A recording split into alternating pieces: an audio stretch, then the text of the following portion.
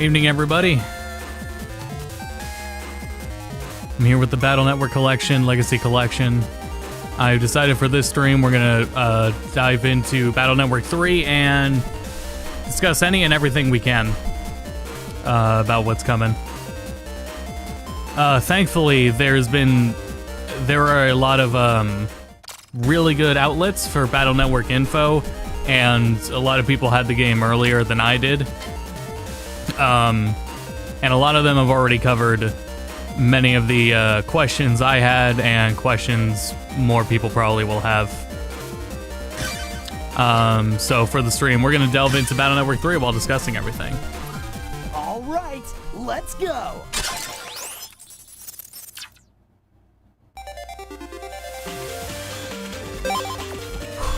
That's really clean. So yeah, this is not emulation. By the way, I'm diving into what other streamers are. Let me see here.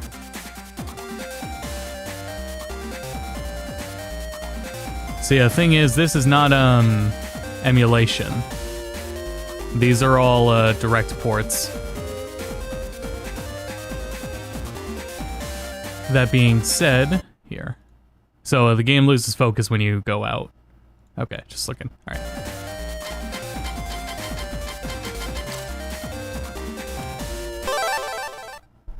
Start comes up at any point. This font is questionable. That's been a thing. Oh, damn, I turned the filter off in 1. I didn't turn it off in 2.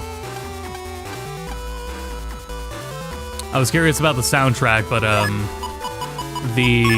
oops. Oh, thanks. The soundtrack is what they did is they had, these, it's called the Battle Network Official Works. It was official CD prints of the soundtrack, and that's where these rips of the songs come from. Which, the only difference is some mastering, aka they have they're run through a compressor. Here we go, this is what I wanted. Filter off. Yeah, that's better. Though, of course, the text is so damn smooth, I didn't notice it first. What about that border?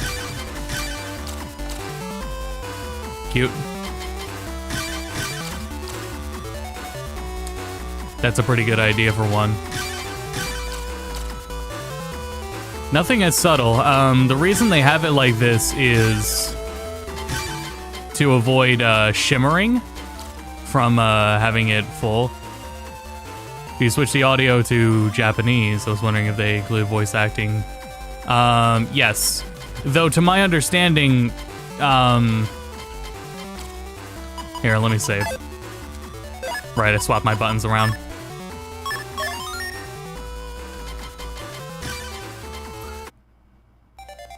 No, not that title screen. How about a change of pace? It changes display language. Not voice language, but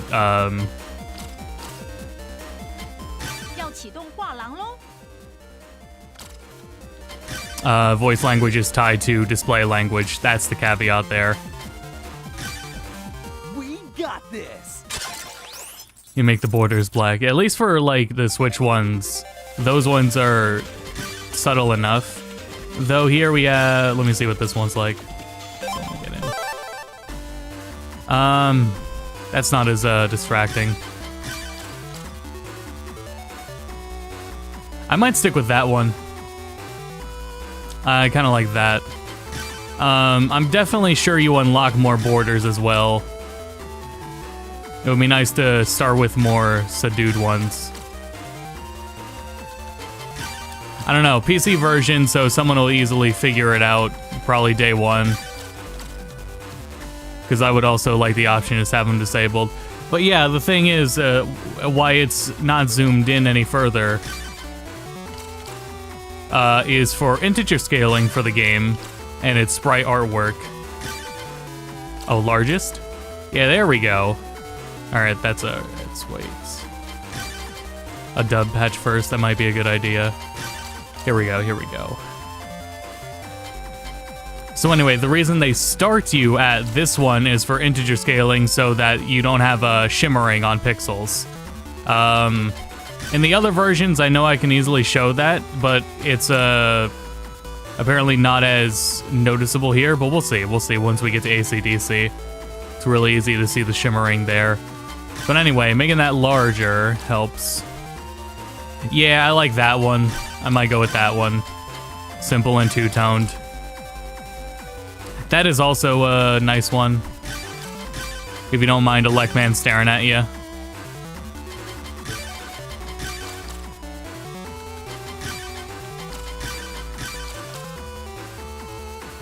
Or base staring at you. But that's not a bad one either. That one's too zoomed in.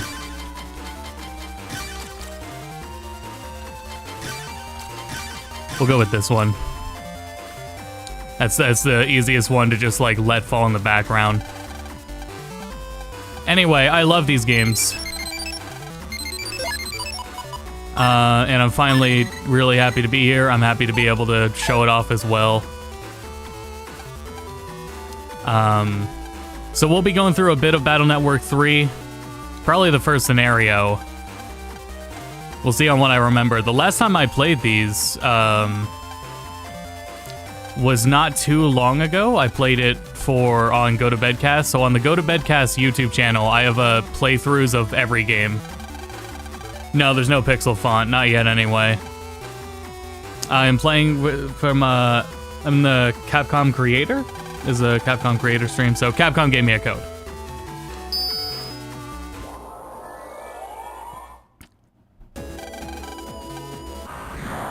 The many other, depending on what region you are, it's already available.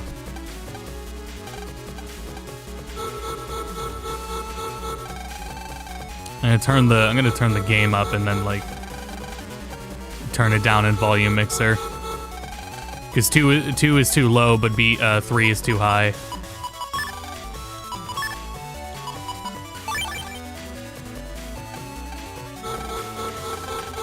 I don't think we talked about it, but Pixel Remasters are fixing their font for the console releases.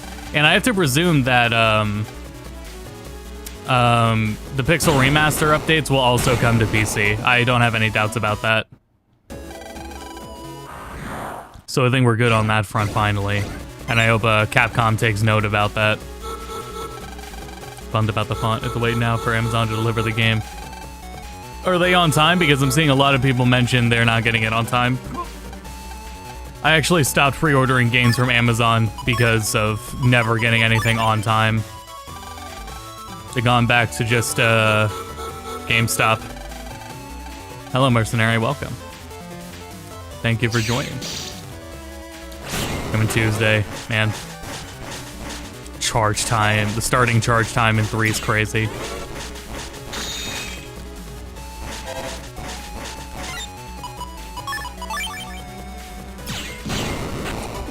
I'm so excited to just play all these games again and get to experience PvP for the first time, really.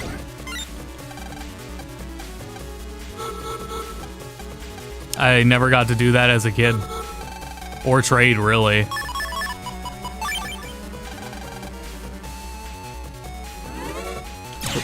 It says 3 hours. Yep, it's it'll be midnight Eastern in the United States. Yeah, it'll drop midnight Eastern. It's gotten worse with pre-orders. I do with in the store. Online, I could probably see that. That's why I go with the store.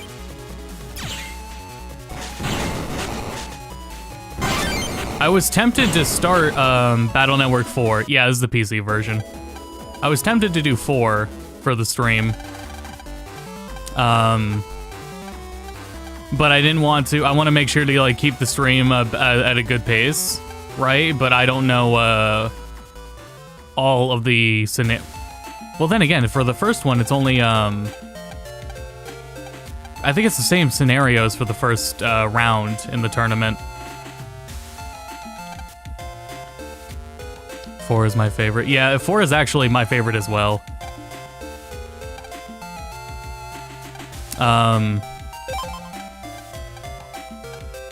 4, understandably, if anyone's new to the series, 1 and 4 are the controversial ones.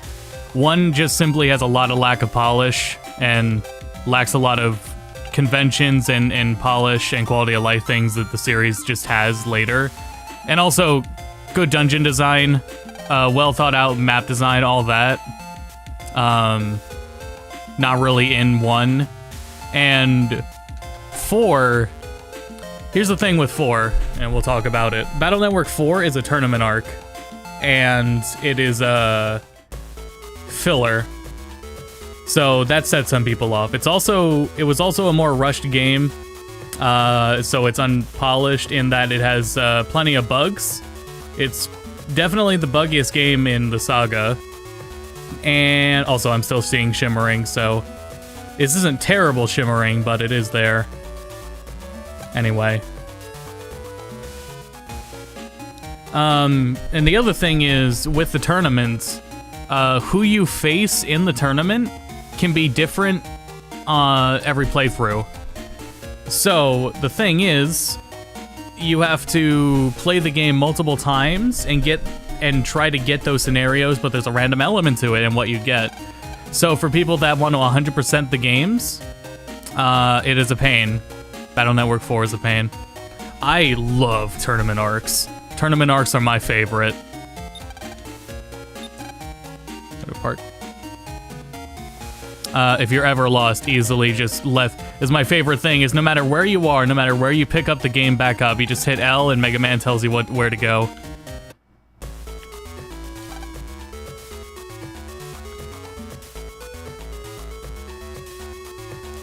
I'm remembering the wrong maps. I'm remembering the wrong maps between games. There we go.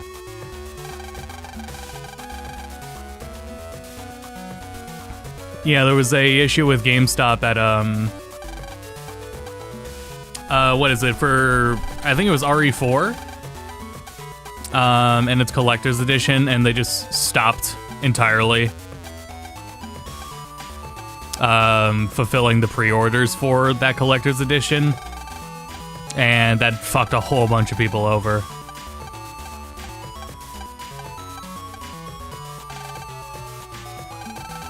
I don't know. I don't think this font isn't actually... To me, this font isn't too bad.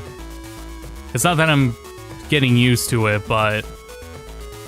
It's not terrible to me. How was the localization originally?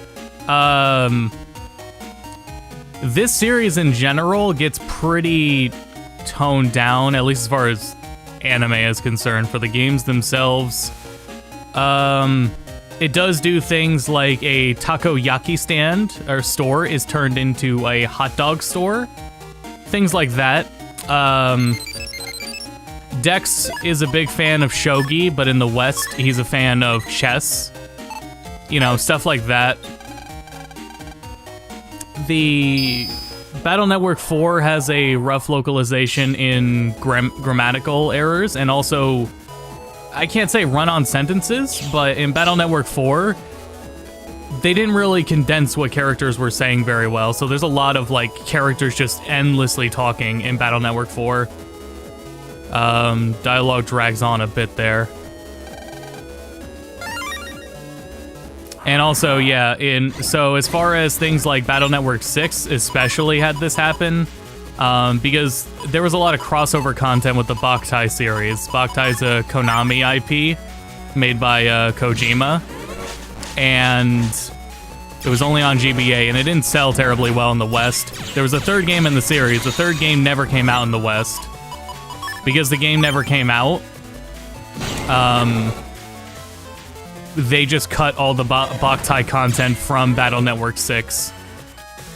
And in the Legacy Collection, it's all actually been restored now. For the first time officially.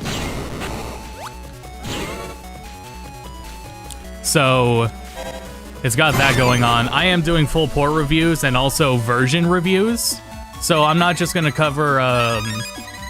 my plan's not just to cover the original GBA releases, the DS games that are remakes and remasters, and the Wii U versions, and the Legacy Collection, but also Battle Network 3 versus Battle Network 3 White versus Blue, Blue Moon, Red Sun, Team Proto Man, Team Colonel, or Falzar, Gregar. In fact, let me show you what I'm working on here, because I can't, because for the sake of the release, I can't have those videos out right now. So what I did in the meantime was I'm working on this infograph, and this is linked in the description already, if you want to pull this up and look at it. I'm putting together this infographic to show the differences in terms of the navis you'll see, the styles, and the gigachips differences between the games. So this image as it is right now is in the description if you want to look at it. Essentially, when you're choosing a version, it comes down to preference, and you are choosing between these things. Who you want to see in the game, the forms you want to get, things like that are really the deciding factors between which versions you want to play in that regard. Sounds like they touched up the GBA sound. Yeah, these are the, they back in the day, they released a soundtrack, the Battle Network official works, and that's what these songs are. And essentially what they are is they're mastered a little bit, and by mastered I mean they're ran through a compressor. So yeah. The thing is, Battle Network 5DS has a different sounding soundtrack as well. But yeah. Kind of what they do with Pokemon. Yeah, it's to a stronger degree, because those aren't just with these character differences. Not in Battle Network 3, but between all these characters, these are all different scenarios. So each character brings along their own scenario differing from the other one. So it's a little more involved than Pokemon's differences, but that is in the right direction, yeah. Yep, Operate Shooting Star as well.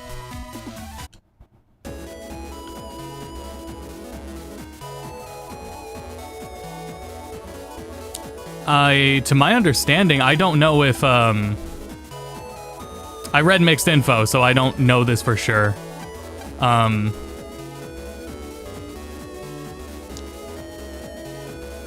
Actually, yeah, since I'm not 100% sure, I won't comment on it. On music, sorry. Every time I tab out of the game or click out of the window, it mutes. Which one would be the best first to play? They do have a connected story, so you could start with 1.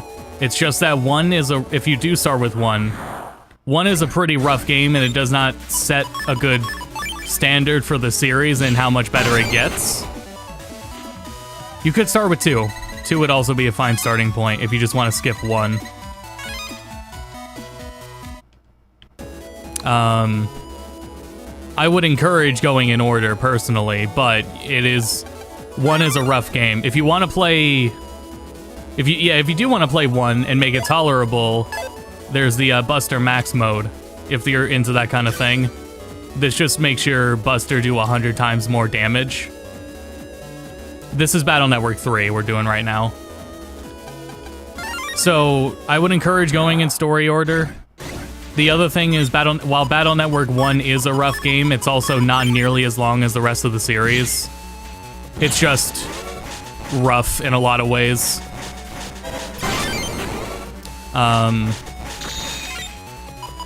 You could also, if you were wanting to play outside the collection, Battle Network 1 had a DS remake, Operate Shooting Star, that has a fan translation.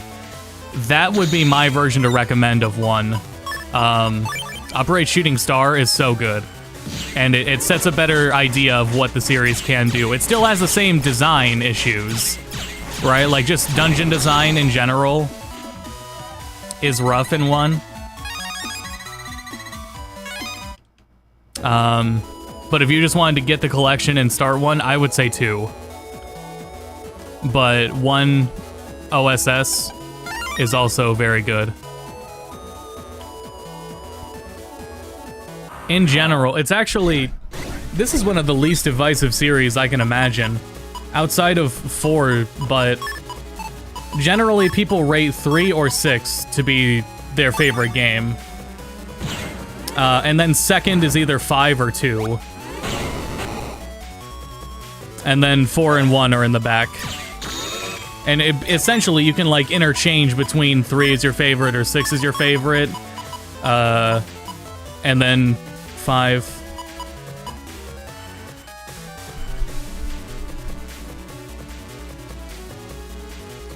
3 overrated. 1 and 2. Volume 1 is Battle Network 1 through 3. Volume 2 is 4 through 6.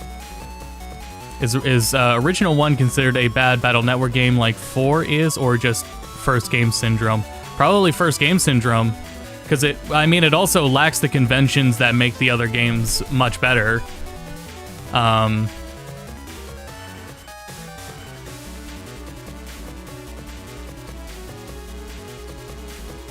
It's pronounced like a title, not the verb.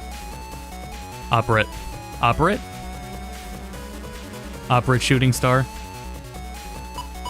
Switch version has both games on carts. Switch version is one cart and it's both games on it.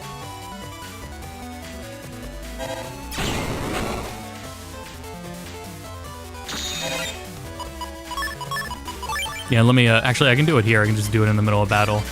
I'm gonna turn that up and then turn it down in volume mixer. The music in this series is incredible. My favorite song is in Battle Network 5. A little more.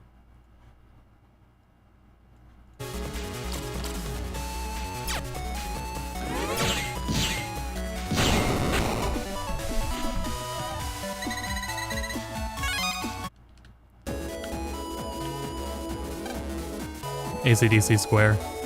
Was I done up here? I've been playing so mindlessly.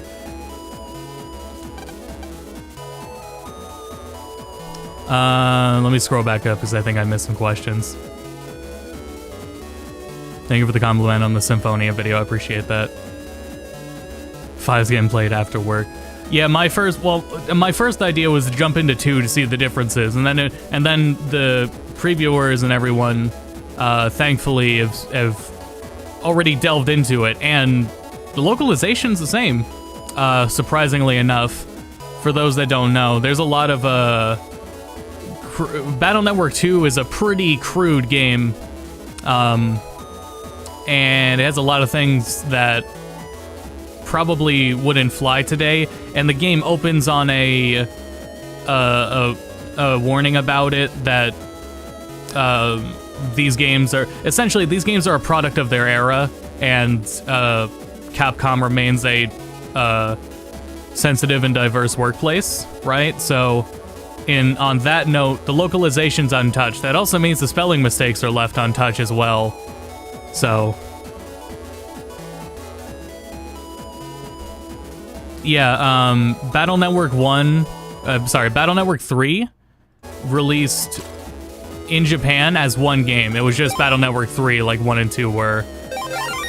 And then, a little bit later, Battle Network Black comes out, and then in the US, we just get white and blue. The difference being that Battle Network Black or Blue are a little more challenging, and in that, on that they have different balancing. They're balanced a little different, and the chips you get are different. On the on the infograph in the description, I mentioned that. 6 is GOAT, yeah. My favorite. Actually, it's really hard to say because I have a lot of nostalgia for 3 as my first game. But Battle Network 6 is so good. Absolute, like, it's hard to say it's not the peak of the series, Battle Network 6. It's also, if you're interested in PvP, a lot of the PvP in the game is probably going to be people playing 6. So if PvP interests you, that would also be the way to go. To my understanding, there's a lot more... With Battle Networks 1 through 5, there are a lot more solved, but more or less, they're just not as well balanced. Yeah.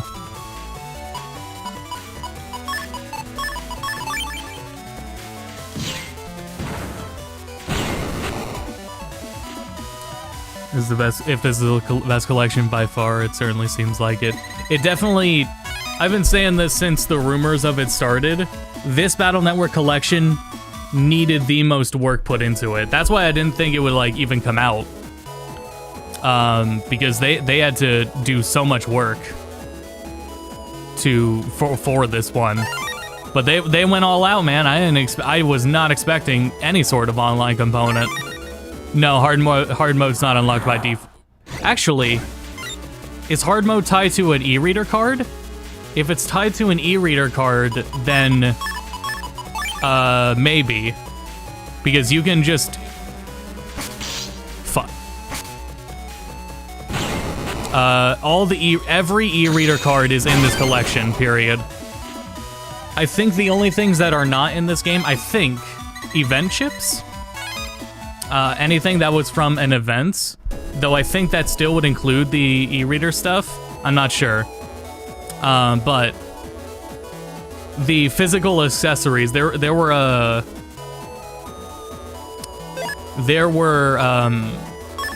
physical peripherals for the game that you would plug into your GBA, right? 4, 5, and 6 had their own. They never came to the West. I don't think. The 4s might have, but I don't think any of them came to the West. The content tied to those are not in the Legacy Collection, I believe. I'm pretty sure it's all the e-reader stuff. Granted, there was a lot of e-reader stuff. The chips did, but not the gate. So, is FF6 Mobile lost media now? I can't seem to find it anywhere. Yeah, they delisted them, didn't they?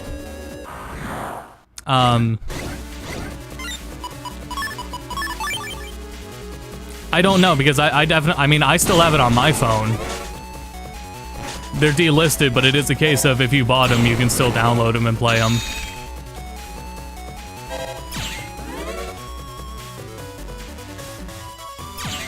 But yeah, there was Switch and PS4 versions of Pixel remasters. I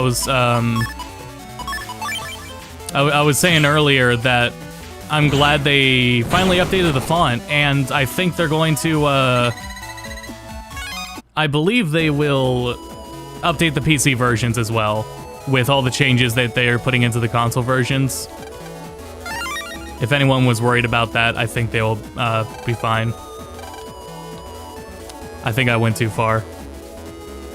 Because we were just going to the square. I've literally just been reading chat and blasting viruses.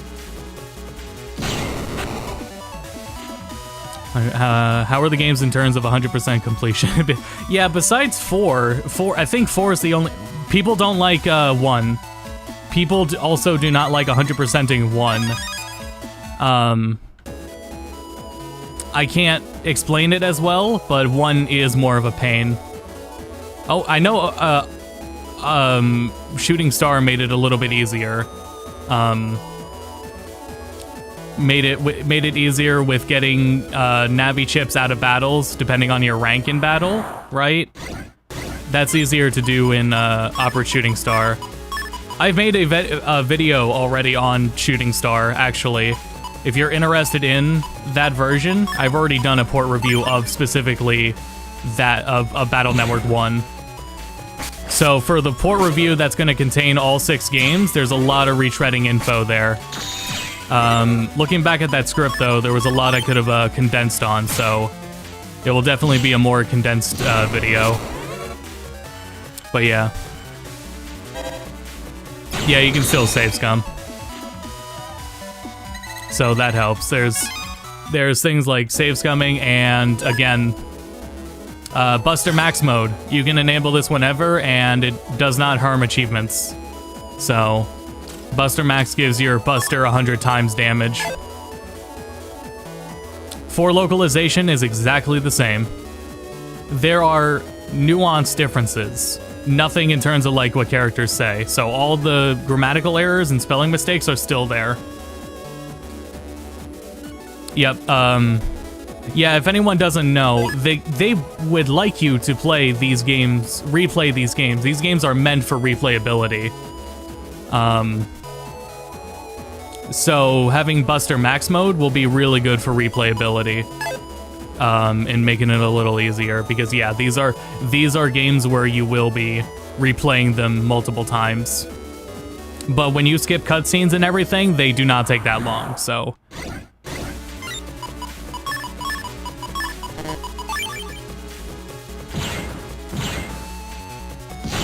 Damn. Yeah, the Persona 3 remake is rumors, rather. We'll just call it rumors for. I don't know how much Atlas wants people to talk about it. Though the thing is, even if there is a remake, right, of Persona 3, we're probably not gonna see that for a while. We're probably not gonna see that for a good while. I think it's exciting though, because very much does Persona 3 need a definitive version. Yep, I watched all that's in English. Yeah, I've watched all the anime that is dubbed.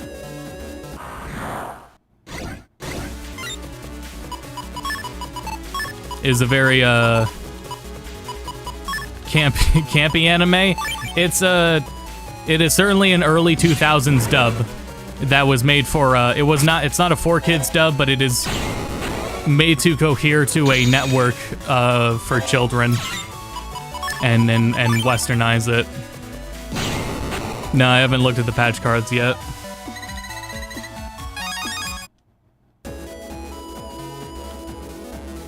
When you replay, so there's like upgraded fights for a lot of bosses in the game, and what happens is when you start a New Game Plus in the Battle Network series, the enemies you fight over are upgraded, and they will be stronger. Right from the get-go, you will carry over your folder from the end of the game, right? And you will immediately be fighting like upgraded Metors, for example. And with that comes more chips to get, since you need to fight the upgraded Navis to get their upgraded chips.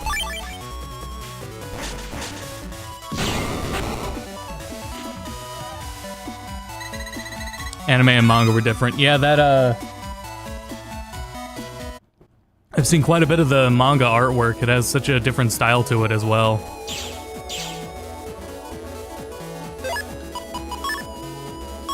Here, for stream's sake, we will take a look at patch cards. It's really easy to just go, I just won't use them. How about a change of pace? Oh wait, hold on, one more thing. Hold on, let me try the soft reset.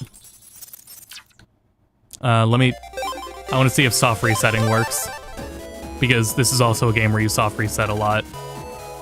Oh no, you couldn't, because when you hit select, it brings up this menu.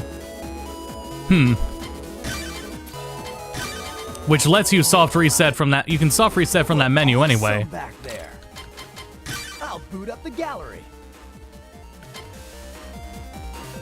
Love Mega Man's voice. So that's, I mean, this is the only, this is the event chip for 1.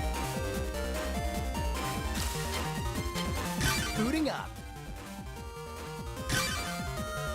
Is that just showing me the art? These are in 2. 3. Actually, I like how these are organized. This will be helpful down the line. Understood. Yeah, that's where all artwork is. Okay. Was that really it to him?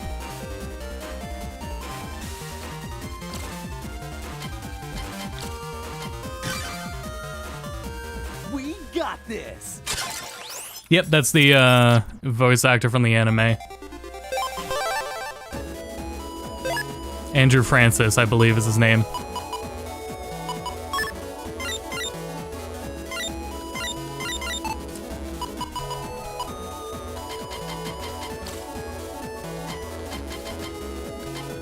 Unless there was something somewhere else. Com menu. Yeah, it's probably the com menu. Go.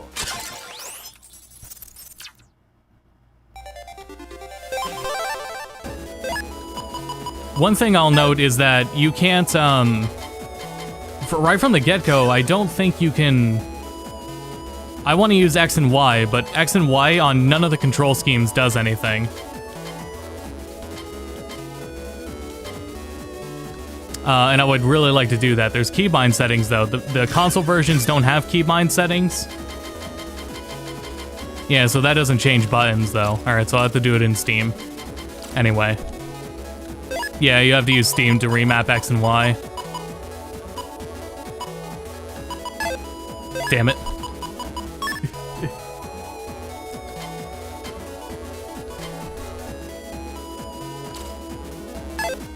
Damn it.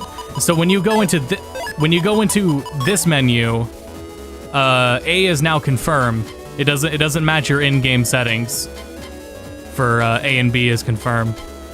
So I'll probably swap that in Steam controls too.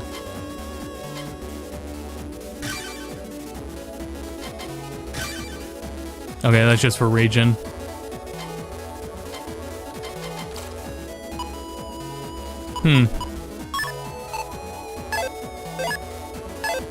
Blue and Colonel, since there's an important story bit at the end you hear. Right, you are, yep. If you are worried about canon and story consistency, I would heavily recommend playing Team Colonel.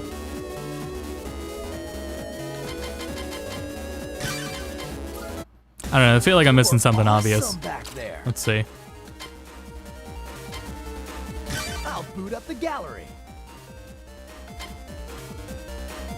Understood. Mm-hmm.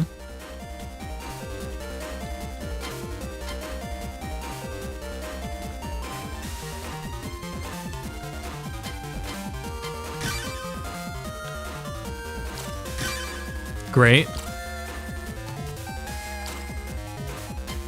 Okay. Oh no, you know why? You know why? Let me see.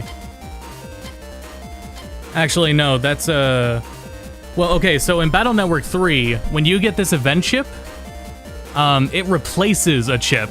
You do not get handed the chip, it replaces an existing chip.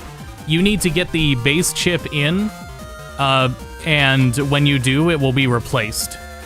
It's probably the same here. Understood. Yeah, it replaces an in-game chip. Take it away, operator.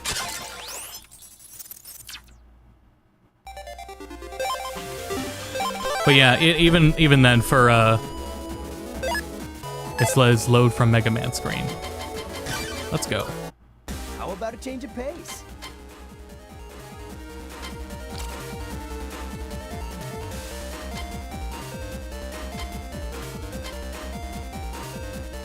Sorry, which Mega Man screen?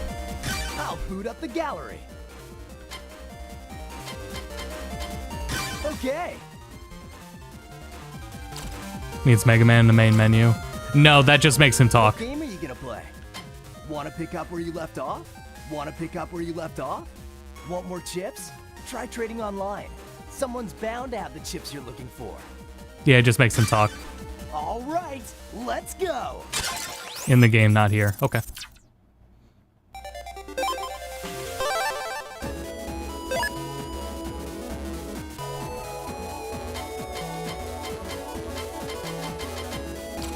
Program customizer.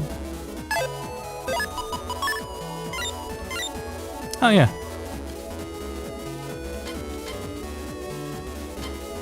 I'm an idiot. We're playing 3. Dumbass.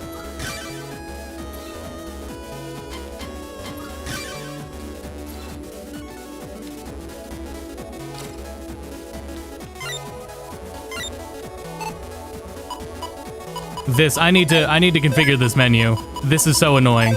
So, I'm gonna set this to control type 1. I'm gonna go into the Steam settings and fix this. It doesn't use Steam controls. Controller, use default settings. Requires changing. Damn it. It's worth it. Here, let me put a track on while I fix this. Because I can't. The menus outside of the game itself have different, have a different control scheme. Here, let me turn that down. Turn that. Okay. That's all my music. That is not the stream playlist. Okay, then let me fix that. And save first.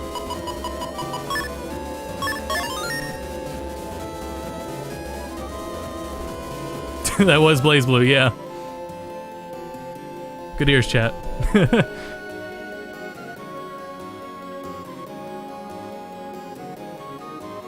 My favorite genres are JRPG and then fighting games. Easily.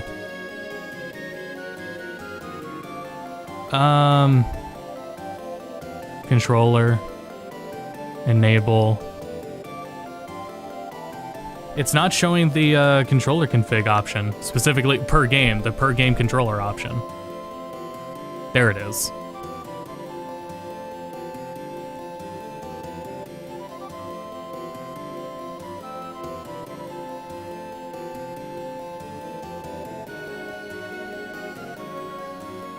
Edit. Change that to B. Change that to A. I don't even care if it displays wrong. I have too much muscle memory in these games for that to affect me. Start. Select. Oh wait, Xbox controller. Those are backwards. Start. Back. Okay.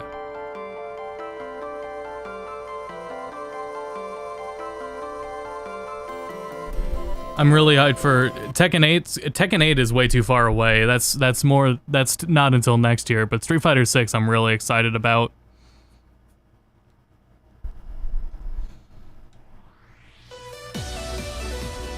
I am very much looking forward to Tekken 8. It's just too far away to get myself too hyped about. Is it evening already?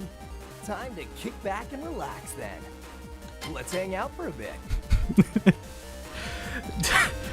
If this came out when I was a child, I would be crying, man. That shit's incredible. I need to turn it up more. There, okay, everything is consistent control scheme now. Oh, that's so much better.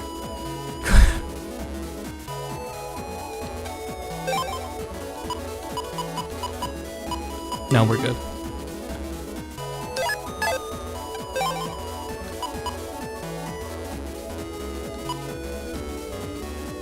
I believe this is one of the things. I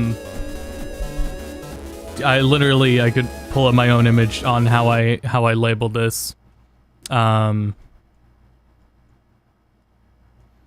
Yeah, in Battle Network White you can get 1 Barrier 100 star. And in blue, you can get 3 invisible star. Oops. Thanks for joining, Paper Luigi. Appreciate it.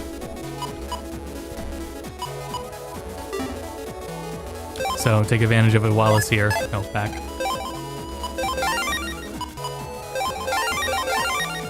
Because those are very good chips to have early. Let's see what we've got since I've just been going through the motions.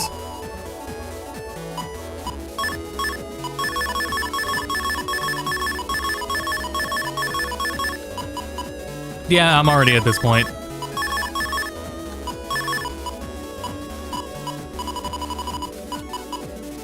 Are the screen filter shaders as bad as usual?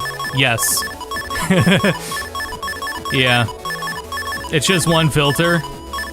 But yeah. Yeah, here they are. Well, we wanted to use them, so we'll throw them in.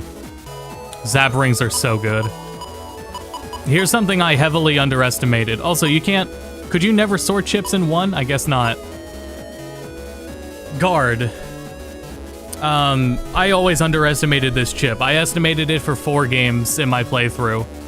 Guard is a counter. You will, when the shield is hit, it sends a shockwave back at the enemy.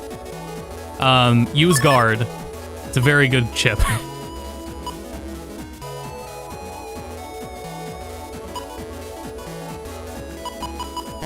No GBA filter, no. Now I have to commit. Well, hold on, we can still turn it on here.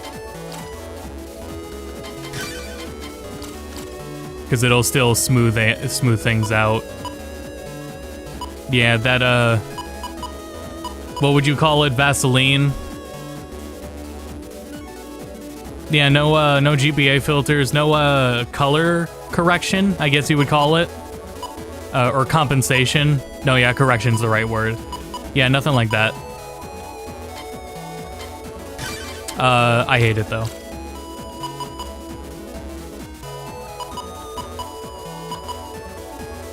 You really couldn't sort chips in 1?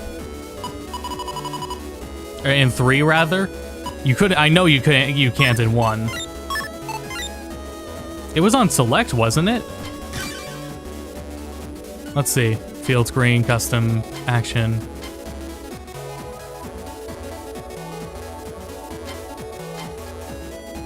You can sort chips in 3. Isn't it on select?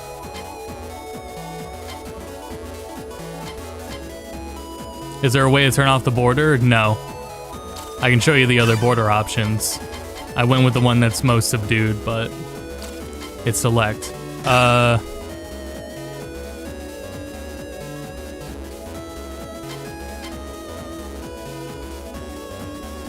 And go by ID and megabyte. Yeah.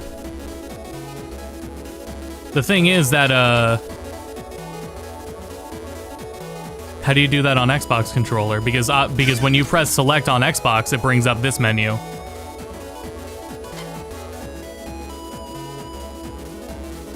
Oh, LT. No.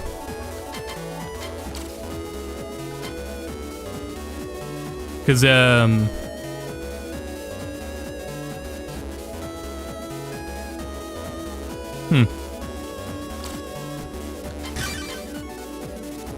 Close window, LT.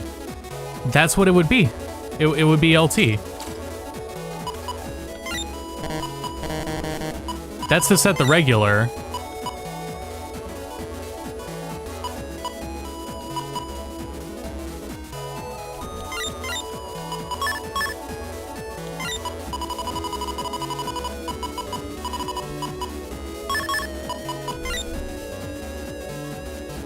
I know it, hold on. My DualSense. Oh right, that's a capture button on DualSense, never mind.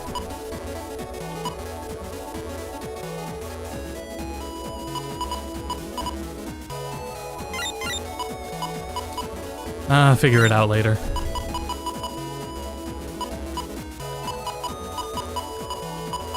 P, X, and S. And star. Any other stars?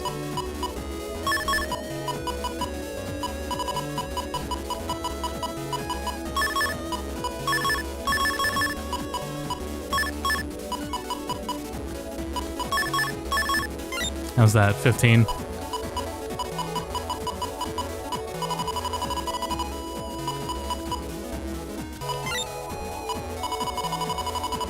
I'll give up on those and add another letter.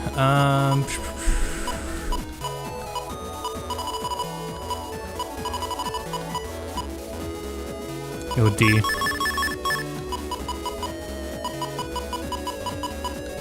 For now, anyway.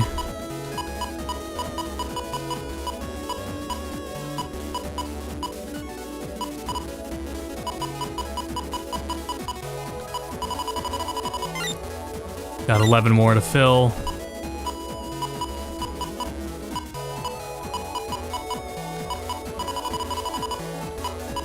Can fit too many letters.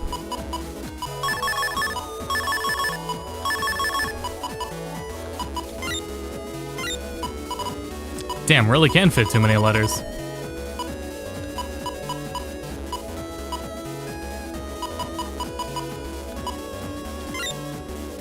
Game feel, any input lag? Not anything pretty, not anything like discernible, not concerning at least. And that is to say, I don't feel any.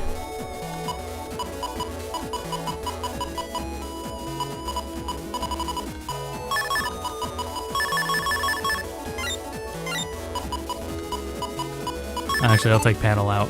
Okay. Save often. My other advice for new players. Save often. There is no autosave. You don't want to die and find out how much you lost and you don't want to find out you lost like 30 minutes to an hour.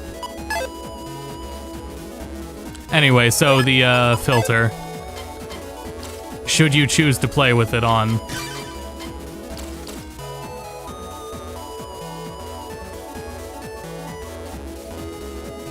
The thing that sticks out to me is the artifacting going on, like here on this border. Things like that. That's what I am bothered by it.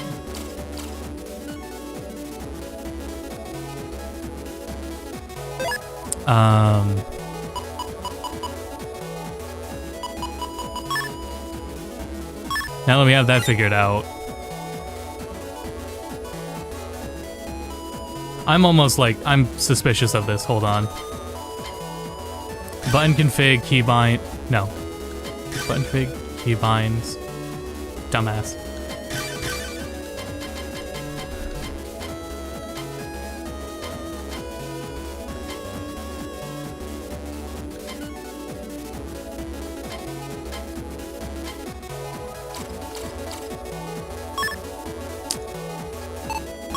There's no way I didn't already try that. It would start. Select is set. Select is for, or rather, LT is for your setting a regular chip. A regular chip makes a chip always appear in battle, but you need a certain megabyte minimum for that. And right now that's 4, so like I can set that. I can set an air shot to always be there. What I always do is attack. So I always make sure that I always have a attack plus 10 chip at the start of any battle. And then start is how you sort. So, whoops. My bad. Sorry for that hang up. Anyway. Looking for a Navi who's gonna send us around. It's gonna be one of you two. Yep, that's me. Alright, chat, time to answer some questions. Please don't ask me what button is sorting in the chip menu.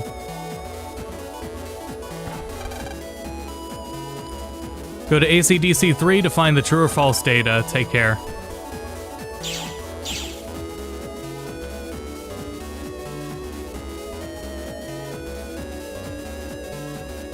Where are we now? 3. Does a red light mean stop? Learning very important things from the Battle Network series. Yeah, now we're talking.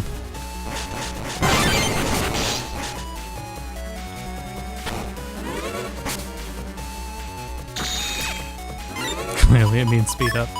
Alright, let's see what Punk, not Punk Man, just Punk is like. Dead.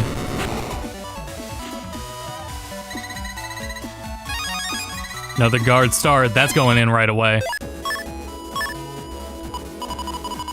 I can't tell you how, I can't tell you how, like, upset I was at myself when I realized how good guard was.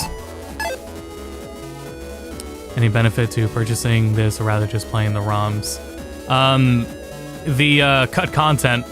If you want to like set up fan translation or fan patches and stuff, you can. But this does have cut content from that we never got in Japan, and that varies by how much for each game. But for things like Battle Network 6, there was a lot of cut content in Battle Network 6, and it makes a big difference.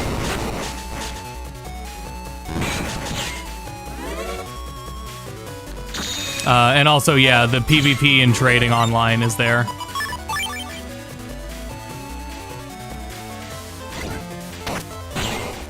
I think the main benefit is like the content and making these definitive versions, especially for things like the e-reader cards, because we never got any of that stuff in the West.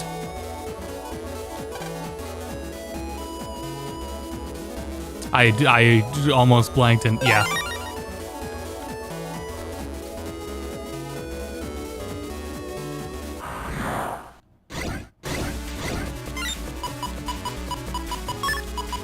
Let's see this one as well.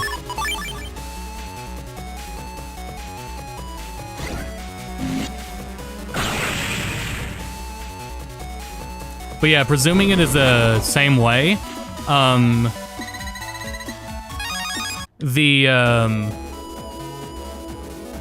this base chip, the one here, still replaces the default base chip in the game.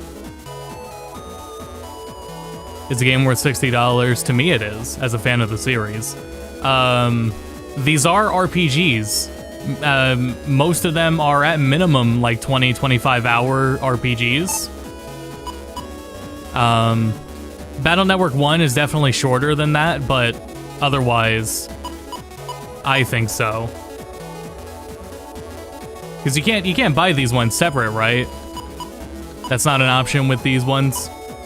Obviously physical you can't because both games come on the cart.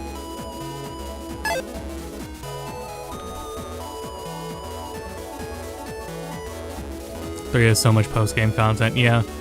Yep, 3 and now 6. 6 now has a lot, yeah.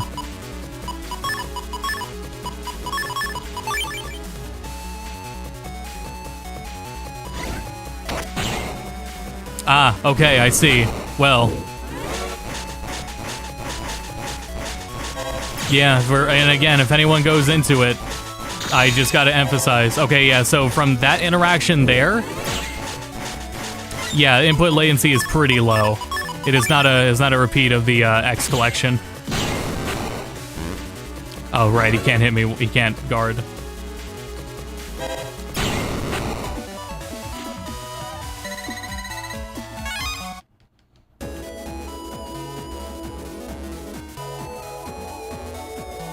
But yeah, don't. If anyone new to the series, just don't let one like determine for you the quality of the rest of the series, because 1 is a very rough game and it gets better from there on out. I even think for just playing, oh, I thought I had 2. Battle Network 4's main hang-up is if you want to play like 100%. It's a very painful game to 100%.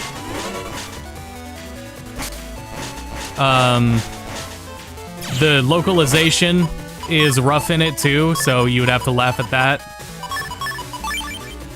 Which one is the tournament? Battle Network 4. Yeah, Battle Network 4 is the tournament arc. That's also part of the reason, is because it's it's really just filler.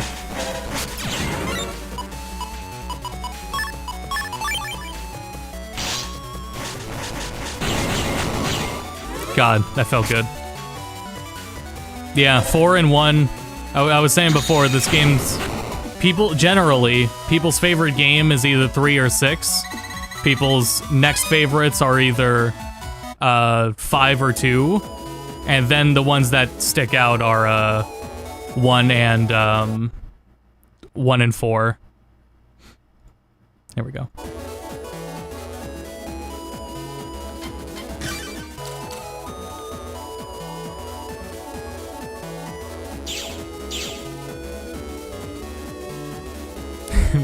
If you can laugh at bad translation and typos, then yeah. Cute. The dark chips, though. Yeah. Sorry, repeat the question? Yes, please. Ton of lead is heavier than a ton of feathers. Ah, the classic. Okay, so... the X and 2. All translations. Translations remain untouched, both in terms of spelling mistakes and the crude humor of 2.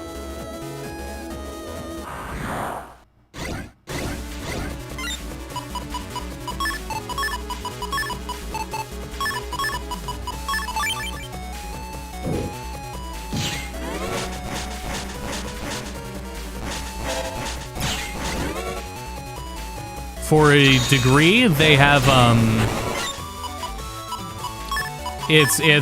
I don't have confirmation on this. It's possible that like for Battle Network 6, what they now have translated in English that wasn't translated before might have already been done back then.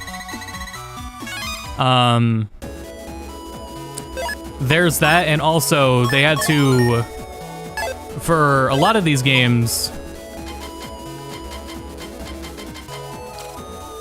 can't change it here. For a lot of these games, they did not have, I think Battle Network 5 is the only one that had multiple languages, and that's because of Battle Network 5 DS. So up until now, the only languages were English and Japanese for all of these versions. So this is the first time I thought there were more languages. I guess I have to look into that. All right, let's go.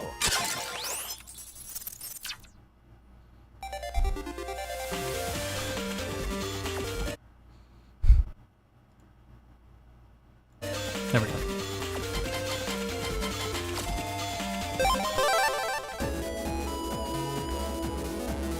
I read there were more languages than that, so oh good, that was easy. Star Force collection at some point. That's also gonna need a lot of work. I'm unsure, actually. Star Force feels a little more up in the air. I wasn't as huge on Star Force either, wrong way. I wasn't as huge on Star Force either. I will hope for it for the fans, of course. I would like to for everyone that wants it, so that they can feel the excitement I'm feeling right now playing this, right? So...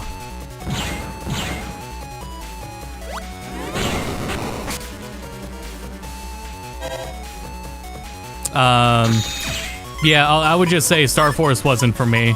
That's about it, really. Nice.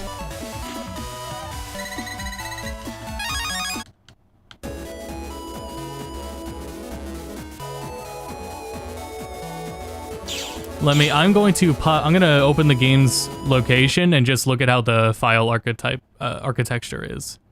How the files are set up. Why is it, just curious for a second. This is all separate, okay. Someone will determine what engine this is all running under. Everything's in DAT file, so I do not know that.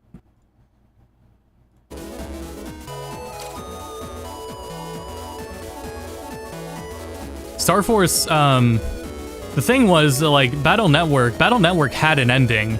Like, there was a conclusion to Battle Network. Star Force didn't get a conclusion, did it?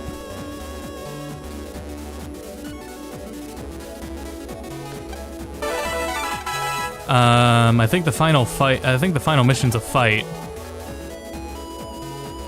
Adding every number from 1 to 10 gives 54.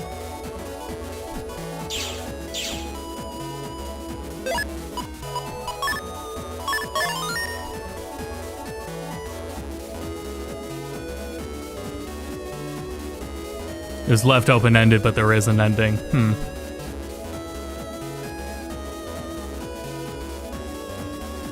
Yeah, that's how I felt. It was about the grid, and even then I tried it. I did have the first Star Force game and give it a shot. I think I would like it. It's just I wasn't feeling the combat. AC/DC 1. Actually, if it's in 1, I'm gonna jack out so I can get my health back. Yep, I remember. I got a PET pet. The in-game in-game Mega Man here says pet, by the way. Doesn't say PET like the anime does. Mega Man now says pet. Anyway, so the PET I got for Christmas. 1 year. I don't have it anymore, but I did get it for Christmas and a whole bunch of physical chips. If I dig around, I'm gonna find them, right? I can find the chips. I don't know where that PET is anymore, unfortunately. I would love to find it. I would love to have one. I do still have some Battle Network toys. from when I was young. Man, that's what we love to see.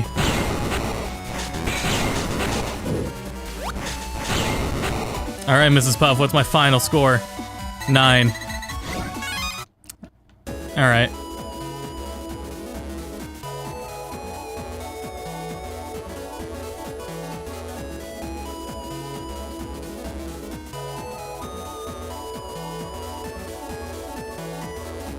Yeah, I don't know. There's a lot of interesting, especially after playing a, what is it?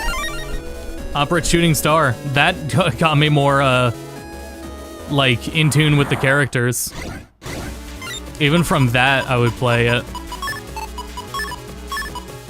No. There we go.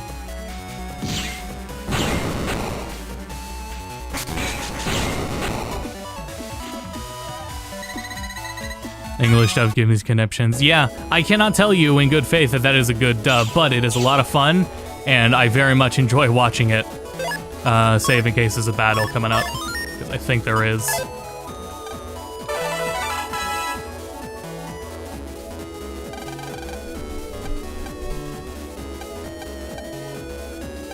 Oh, number 5 PET.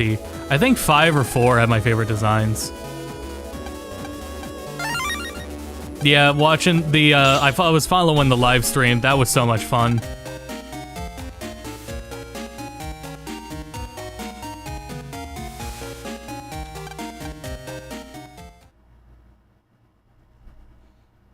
Yeah, the thing is with it, for Battle Network, that isn't just like subs, but that is an anime that is...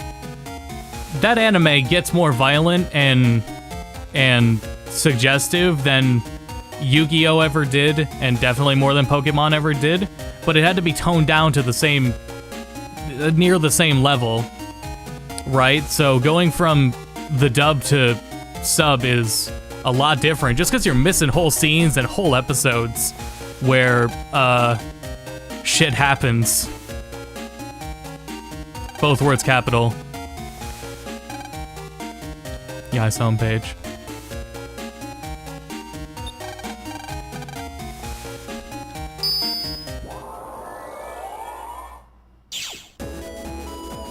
Fireman the Torchman was at a 9/11. I did not know that. I always liked Torchman. I liked better as a name. I thought that was just a good idea. Same with Wacko Man. I still look at them and that's exactly what I say.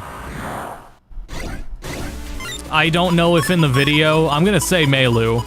If on stream, I'm gonna say Melu. Melu just sounds like a name.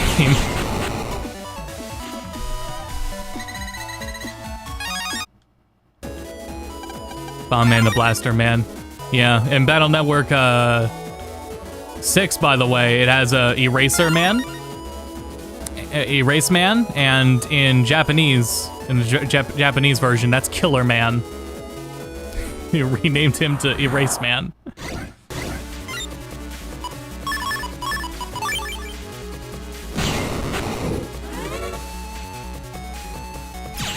Damn it. Japan Man. Yeah, there's a Japan Man as well, who is not... What is his name in Japanese? Because it is not Japan Man. Oh, Yamato. You said it earlier. Yeah. Which one was the eyes? That's Melu's. I wasn't paying attention. I might have passed it already. I am so excited to 100% these games. I'm so excited to, like, sit out... Oh my god. Sit outside this summer now that the weather's great and just play these games on Steam Deck. Goddamn, dude. The nostalgia. The only thing different about it is when I was a kid, right, I took forever to play these games. The longest ones I put so much time into Battle Network 3 and 4, just playing them. And now, yeah, I just get to play them and finish them way faster. Let me tell you, when I was younger, had an action replay like everyone did, but I didn't want to use it for this game. My policy with cheats like that is do it after finishing the main game. And I did that with Pokemon, I did that with Mega Man. there is a fight in this game that you are supposed to lose. I never let it get that far. Every time I died, I would turn the GBA off. God damn it. Is Aquaman still called Aquaman? Yes. And Aquaman is now Aquaman in Battle Network 6. Spoutman is nowhere to be seen. It is now Aquaman.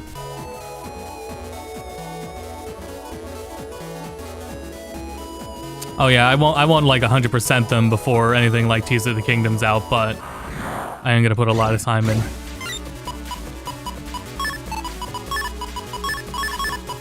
I do not even like question just me aimlessly wandering and shooting enemies. So yeah, Aquaman specifically was changed back. Of course, the other localization changes are not as we were discussing, like Eraseman's still Eraseman, things like that, but Spoutman was turned back to Aquaman in Battle Network 6.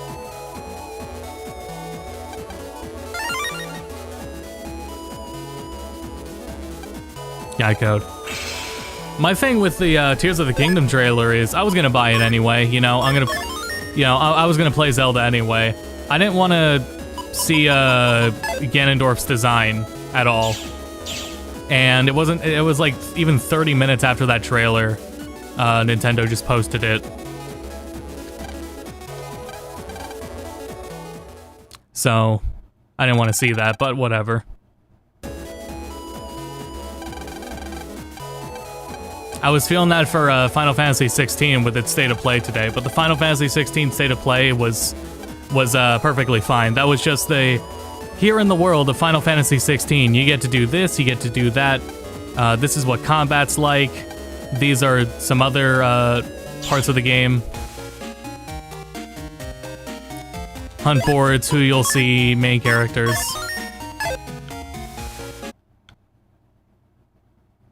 Dark. Go home. I wanted to save. Waiting for the PC version of 16. Totally fine, yeah. Much prefer this font. Interesting.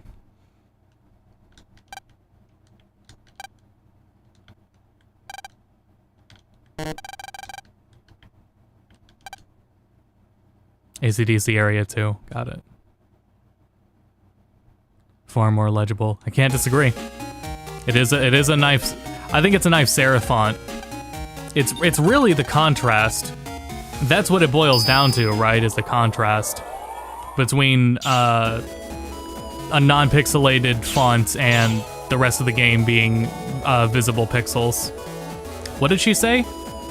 Damn it! It was ACD. It was area 2, right? 3080, gonna use it, darn it. Yeah, absolutely.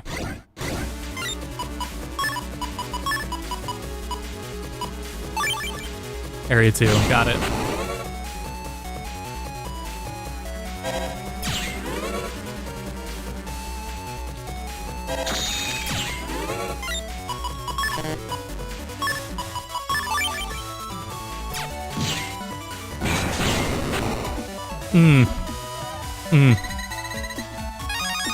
Yeah, man, at least on PC, input latency is not an issue.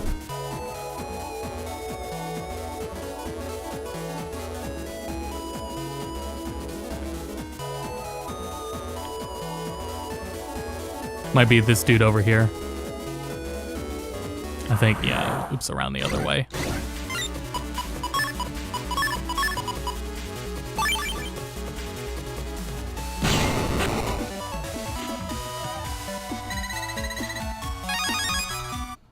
No one compared PS3 Persona 5 in the Switch port. Yeah, for like, we'll do that in a port review eventually, right? But, immediately the content difference is what strikes there, but I remember some discussion about it. Not off the top of my head, though. Yeah, I have a Steam Deck now. Yep. I try to use it in videos when I can. It is a tax write-off, damn it, I'm gonna use it.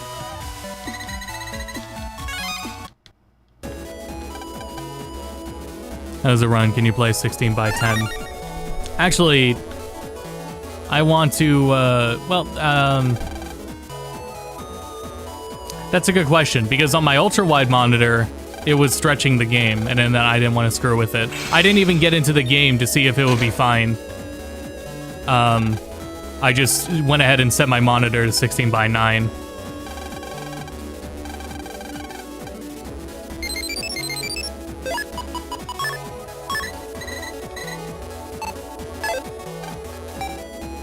Is the Boktai stuff in the collection? Yes. All that cut content from Battle Network 6 is in. Yep. Anything that was cut in localization is restored.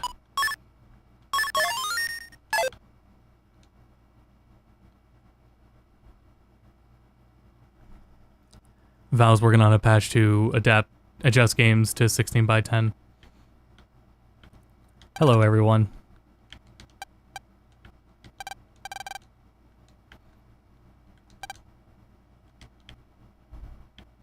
Oh yeah, we're here because Dex forgot his homework. I think I'm in the wrong classroom.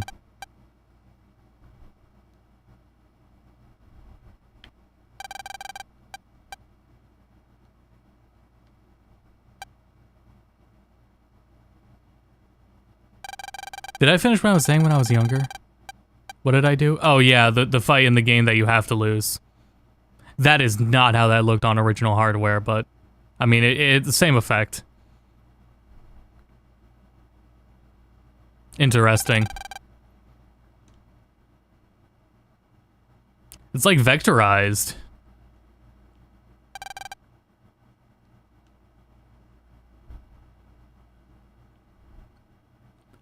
It's for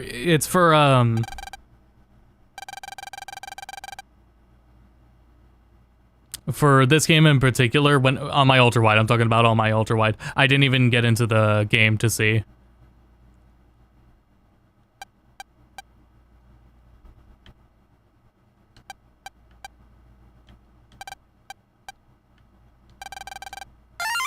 There we go.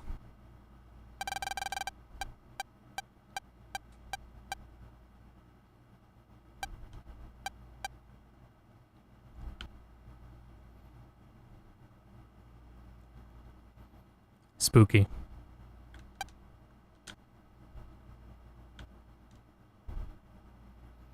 What could possibly go wrong?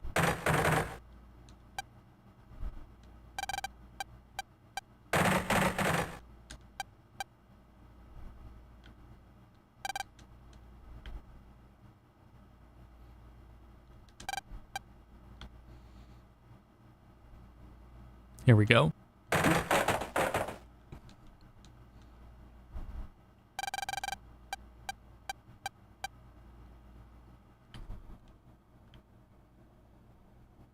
And here.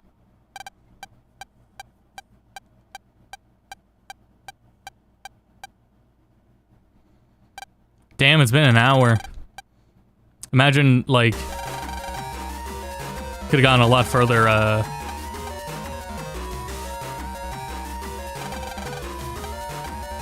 like if I had my full, like, focus on the game itself.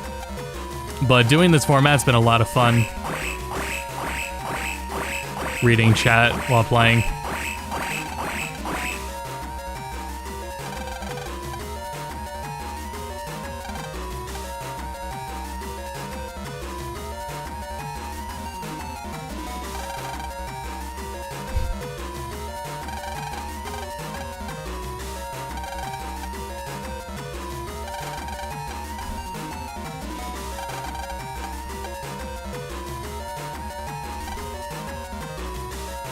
Where did everyone go?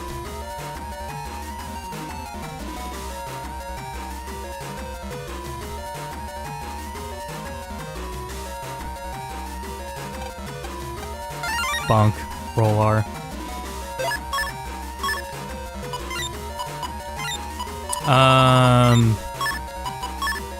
I just muscle memory doing it, and I couldn't do it earlier. What the hell's wrong with me? Speaking of, let me actually organize these two. Roll is I mean, no, I'm doing fine with these chips. Actually, I won't use roll right now. For first-time players, I would recommend it. Okay, we're just gonna come back for that parasol, I guess.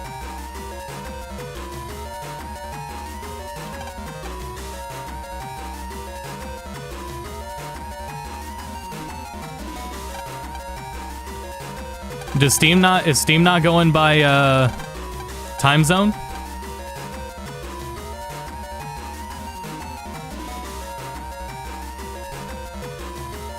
Why Mega Man is doing TikTok? The brand? Or is there a bit I missed?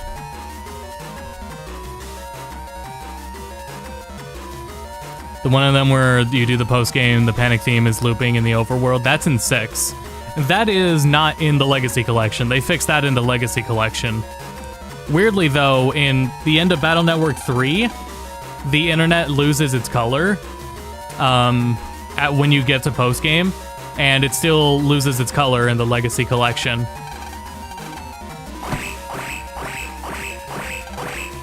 Weird decision. Is there an option for the original font? No.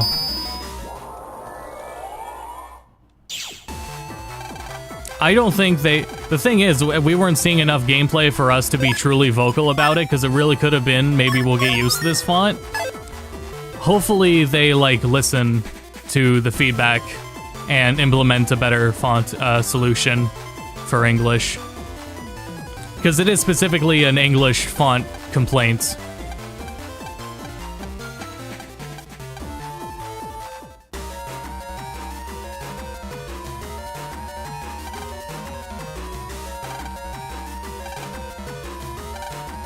I'm gonna have to double check.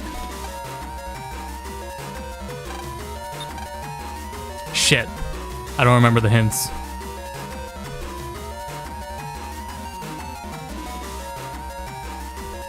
Cleaner 1.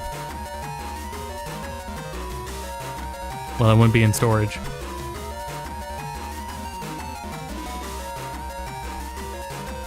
Feel free to just tell me where it is, because I don't remember.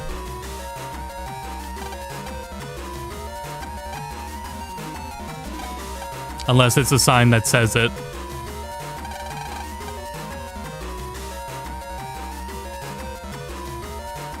Is it in both classrooms?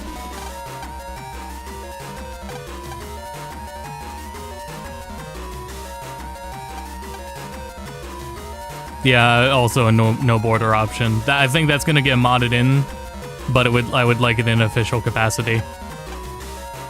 Oops, wrong classroom.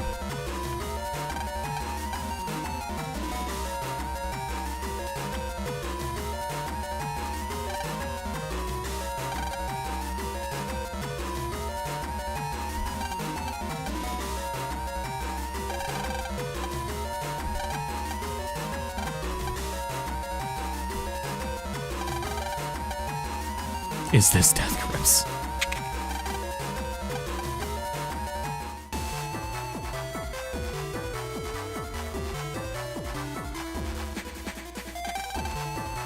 Close enough.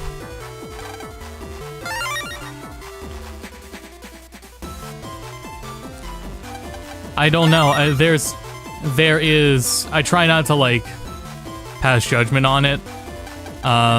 There are people that just play with the smear filters, and there's people that like to stretch the game to fill the widescreen. I don't know why.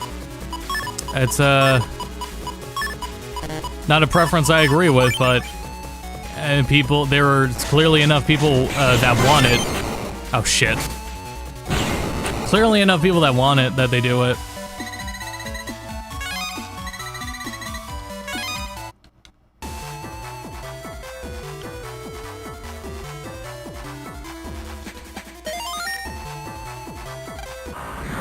Fuck.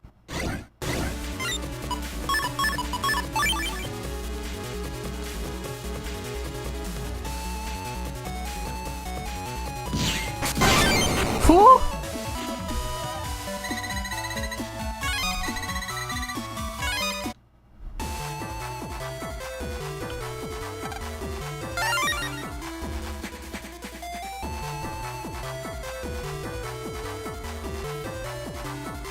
The Pixel Remaster filter is interesting. It like I said in videos, it gave me a headache to use though. There's some really good RetroArch shaders, and those are the only ones that I've like consistently used. If anyone has VR and you heard of MUVR, MUVR puts you in a nice childhood bedroom and gives you a bunch of it gives you a whole bunch of TVs, and the shaders on those TVs are very nice and convincing. MUVR is really cool. Like, even if you're like curious of it, you can like hold the TV up, put it right in your eyes, and you can like see the grill inside. It's so cool. It's a really cool detail. And it's a very effective use.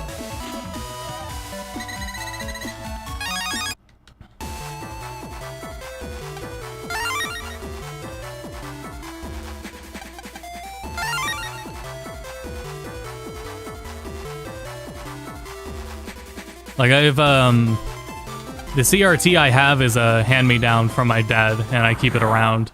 So I'm holding on to that as long as that CRT is gonna last. It's a really nice aperture grill CRT. I love it.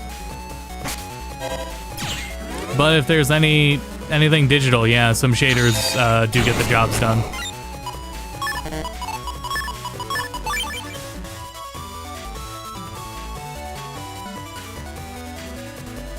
I thought more people preferred Shadow Mask.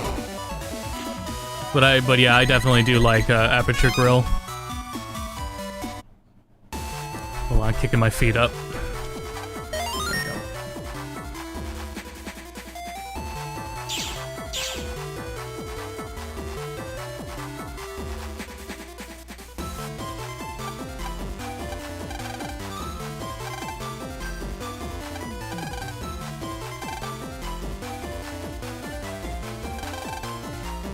Something that looks like that statue.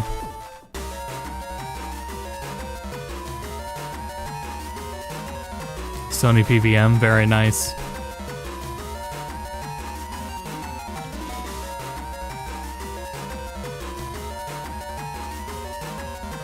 Not that one.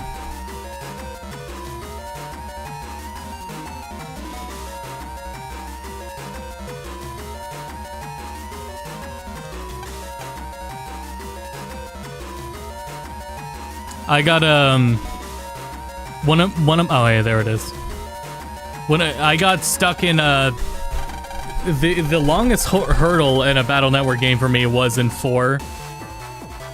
Or sorry, not in 4. It was in this one. It was Bubble Man. I got really hung up on Bubble Man for an embarrassingly long time. That's where we came from.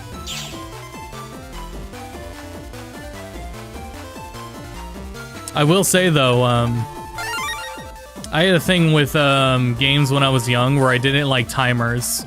If there was like a timer in a game, I would be like afraid to play it. So this is when I was like really, really young. But with Battle Network 4, there's a scenario in winter. There is a snow area, and in that snow area, you have to manage land's temperature. And the temperature decreasing scared the hell out of me. And I took a long time to finish Battle Network 4 when I was young, just because of that.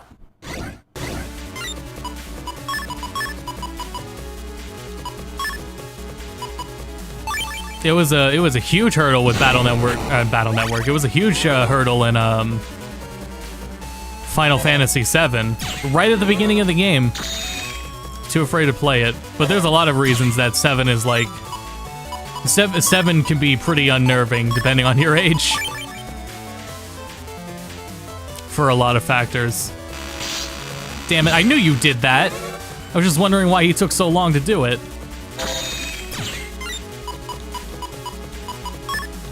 No. I assign you death. Die 1,000 punks.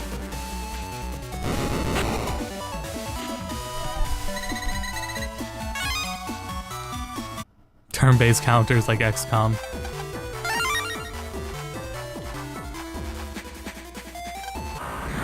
Damn it.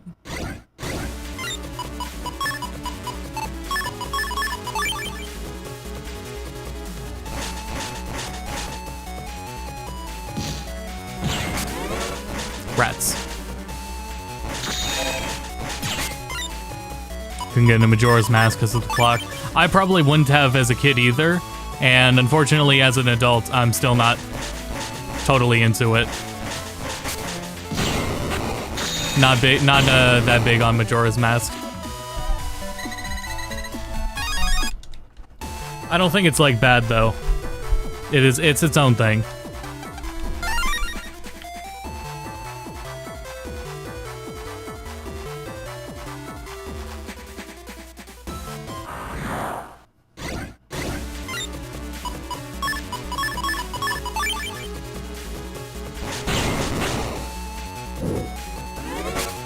It handles it really interesting.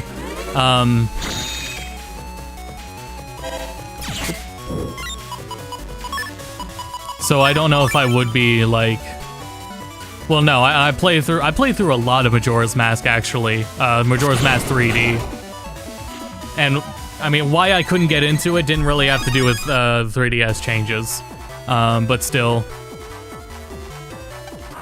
wasn't totally feeling it.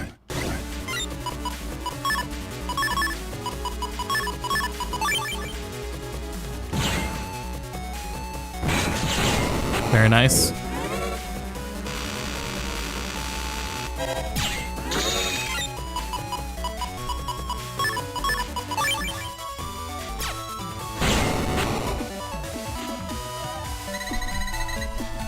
Pikmin also, though I gave Pikmin more of a shot. I never finished it when I was younger, but I did play quite a bit of it.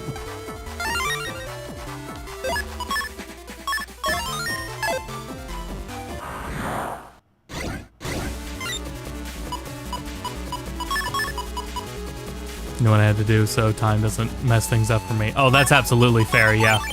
Mm-hmm.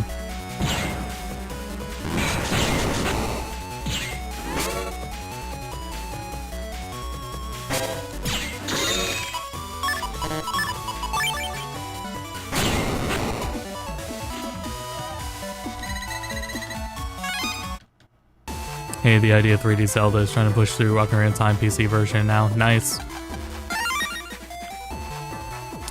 Hopefully it is going well.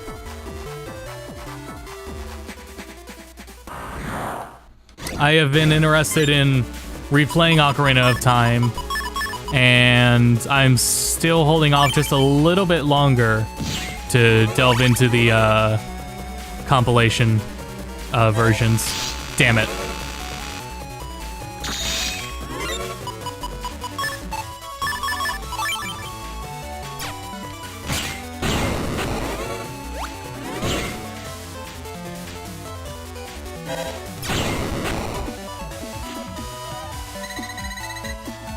Introduction to Majora's Mask was watching the Ben Drown creepypasta when I was 14.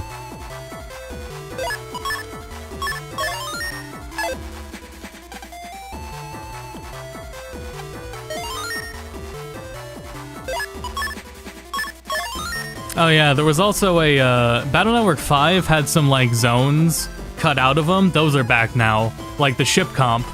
The ship comp in Battle Network 5 originally in Japan had an extra area to it, and they added that area back in. Anyway, that's why I saved.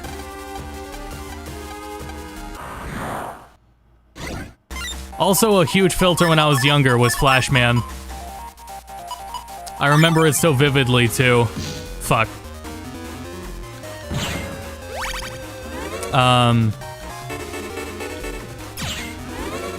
You know, shout out to One Step from Eden. My dad was a history professor at a college. Alright, good read, good read. And he would bring me to the office on campus. Nice.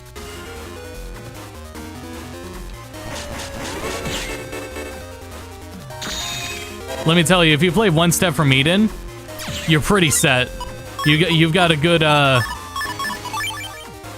you'll have a good grasp on how movement works. And reading enemy patterns.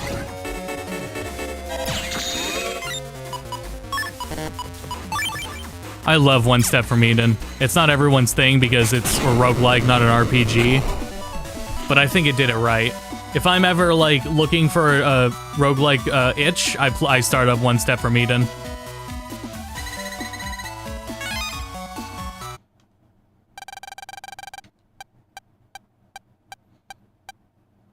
How's Battle Network so far? I've only played most of the classic games in Zero. It's not my first time through, but I love them. Anyway, so I was just anything where I'm like, what is it? My dad's working and I'm just in the office playing Mega Man. Just a lot of good memories attached to it.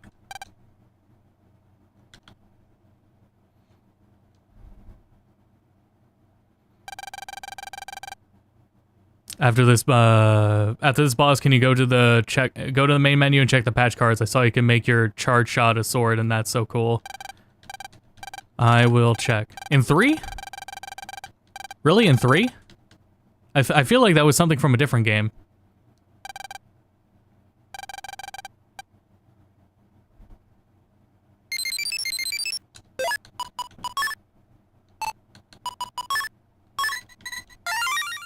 Thank you, Dex. Right, that's not... Uh-oh. Y's not mapped anymore. I don't have a Y button. Hold on, let me... What's the keyboard mapping? Capcom gave me a code. This is a, Capcom-sponsored, showing of the game.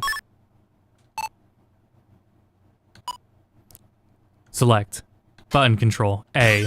Keybinds. I.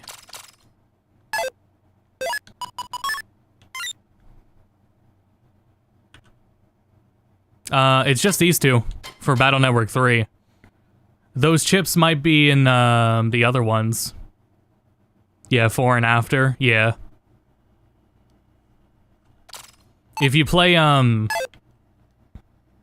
Operate Shooting Star for the DS version of 1, you get Star Force, and he has a different scheme. But I mean, that's Battle Network 1. This is 3. Bedtime. In 4, you can change colors and use the Z-Saber. Yep. I want to start up 4. I don't know how much I'll play of it on stream, but I really want to start up 4 right now.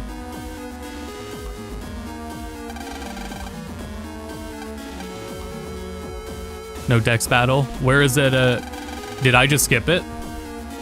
Could you fight him after that scenario?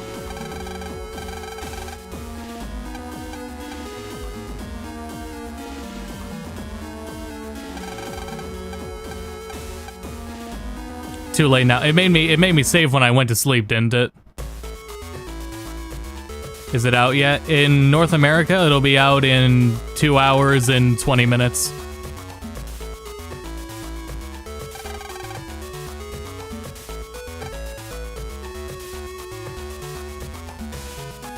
It's cheese out.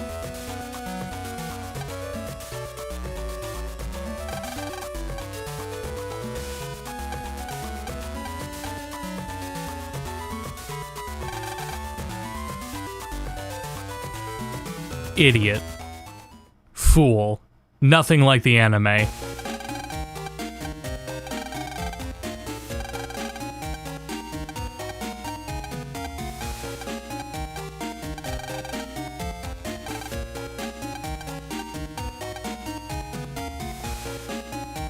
In this scenario. Can I go to him right now?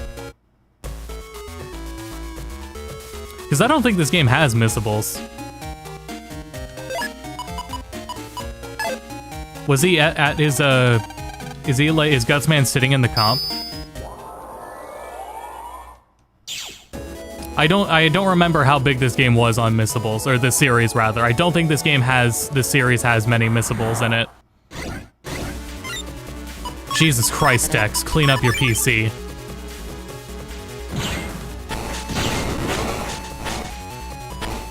Love the heat, lads. Absolute god tier design. You just go through the story. Oh, okay. Oh, I see where you were asking. Okay, okay. Yeah, we'll get to a Gusman fight, and then we'll switch to Battle Network 4 for a bit.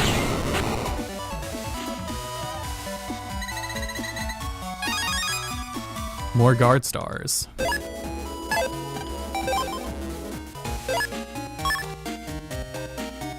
Explain how patch works. They're, the original games had e-readers. You remember the e-reader accessory for the GBA?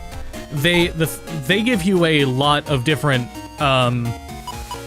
attributes, from items, programs, cosmetic changes, battle chips. Like for this game, it's it gives you these two battle chips. This base chip was handed out at an event in Japan, much like how they have Pokemon events. They gave out a card for this back then at an event in Japan only. So it's things like chips. There's more in the later games than the first 3 games. Because in the first 3 games, yeah, you can't swap them, but there's not that much in the first 3 games. But added little bonuses like that.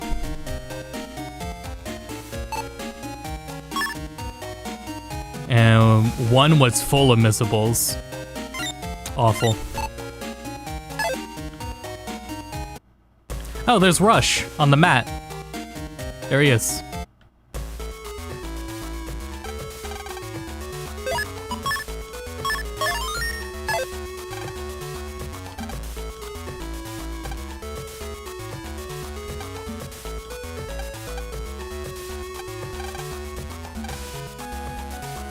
Where'd he go? Where'd Dex go? You can miss the number man codes. Yeah, you can afford to miss those. Higsby's not open, so I can't show that off. But there are things like codes that let you get chips from in-game at a little machine. You input them and you get a code out, or you get a detention, thank you. And you get a chip out of it. Those codes I wouldn't really consider as missable, because I mean you can look those up online, so it's not like you're locked out of anything by screwing it up. Detention's probably the classroom. So this song has been stuck in my head like all week. This is the theme song of my head for the last week. Hey Dex.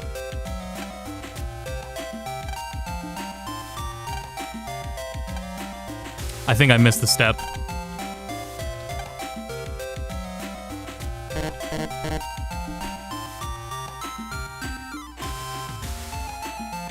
Yokotown, yeah.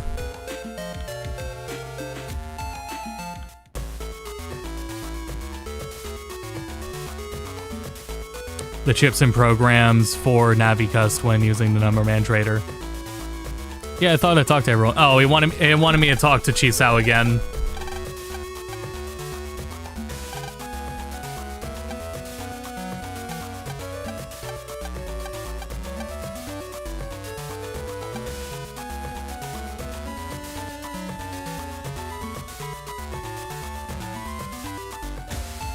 Weird. Yeah, Battle Network 2 really had some good music. They all do, but oh my god, I keep missing Dex. There you go.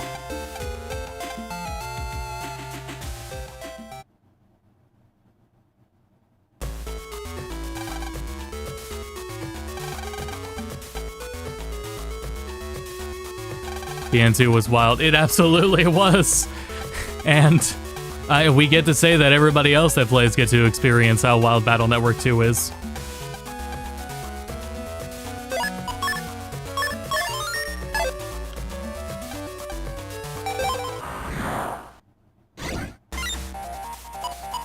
I was really hoping to pull out one of the event chips. Alright, how many times does he move? 1.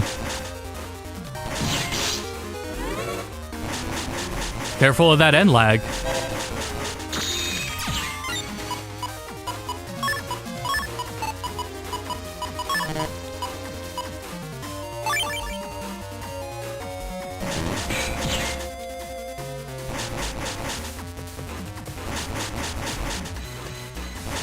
I was trying to bait him up front. When you go up front, Gutsman will melee you.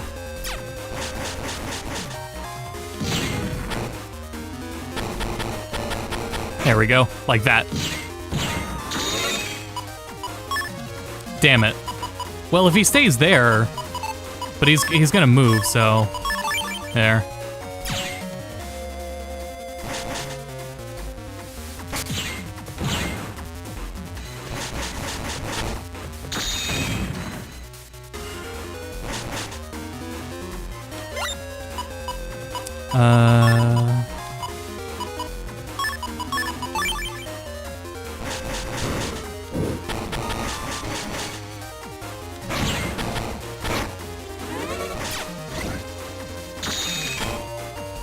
Oh, that was a waste.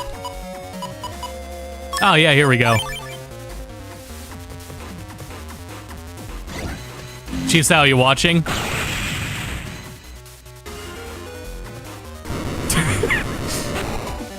What do you think, Chief Sal?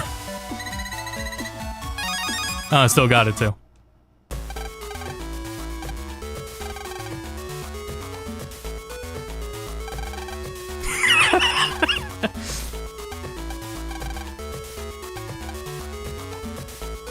Poor Mega Man. All right, let's try a little bit of 4 because I'm actually really interested in playing a little bit of 4.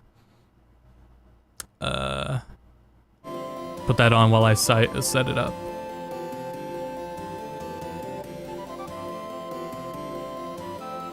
Is the program name different enough where OBS won't pick it up?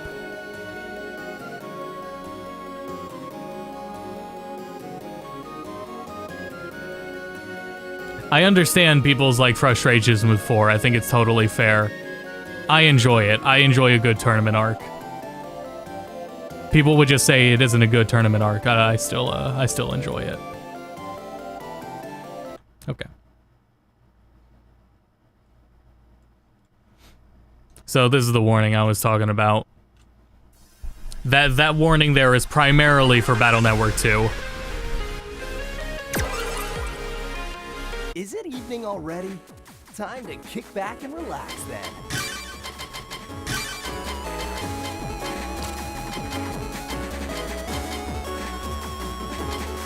Oh, right, the control settings aren't going to be set up the same. I won't worry about it. Oops.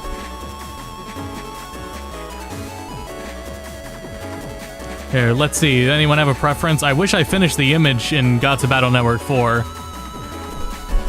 But the infographic I was setting up for getting into,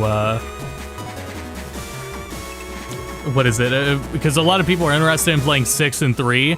So the infographic I linked in the description is for 3 and 6. And then I'm later, probably in the next day or so, do 4 and 5. Blue Moon is Red Sun. I agree with that, but when it first came out, I need to find, of course, our always reliable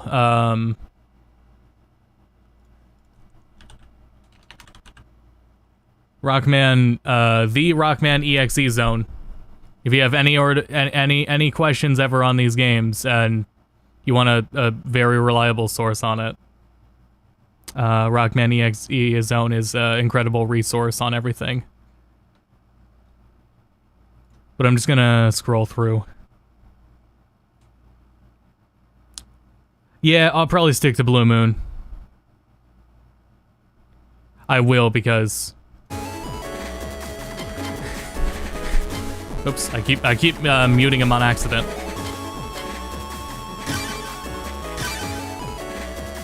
Take it away, operator.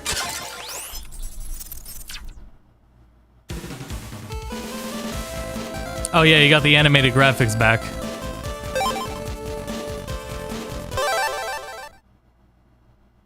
This border's gotta change. So, Collection 2 has different borders. These ones aren't as subdued.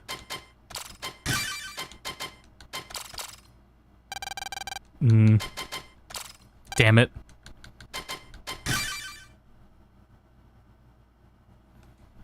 Yeah, EXE Zone's been around for a ridiculously long time.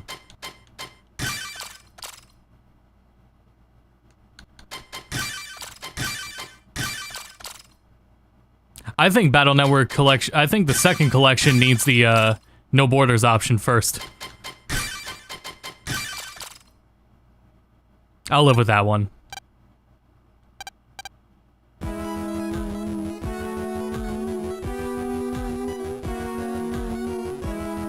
Aquaman's scenario in this game is probably my favorite scenario in the entire series. Because I feel so bad for Shuko. I feel so... it's...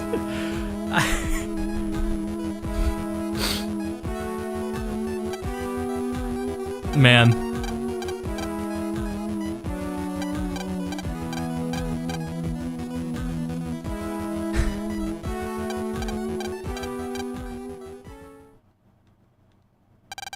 It says Mega Man with a bubble butt plastered on the right side of the screen. Oh, I know which one you're talking about.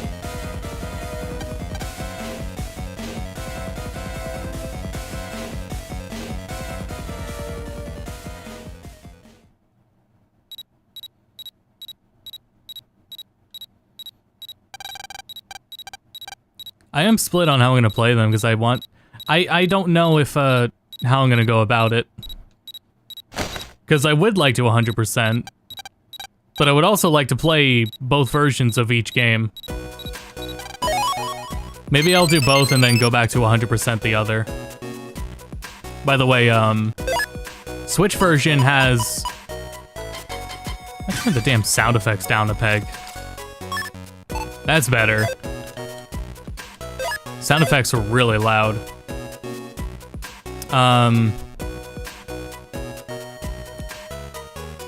Something about borders and... No. The only way you can do is screen layout. This just changes the game's scale.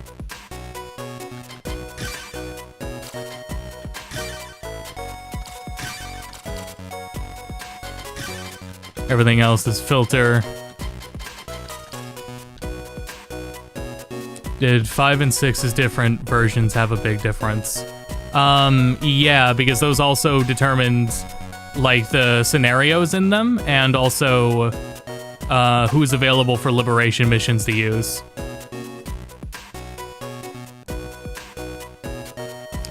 Switch version has local multiplayer. The other versions do not. What does display mode do? Borderless. Oh, I see. Yeah, this is the PC version, so windowed full... Oh, shit, I shouldn't have done that. Full screen. Borderless. Is there a 4K option? If you want, yes. I think it just actually changes the scaling, so why not? If that's for you.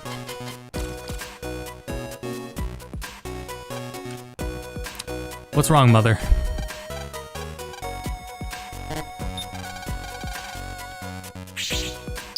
Gotta fight our tutorial med source.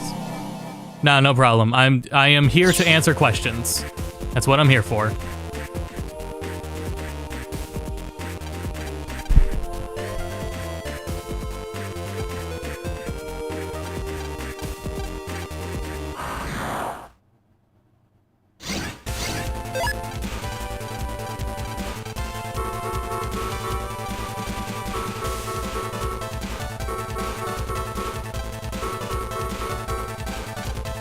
Yeah, no, the soundtrack really just keeps delivering.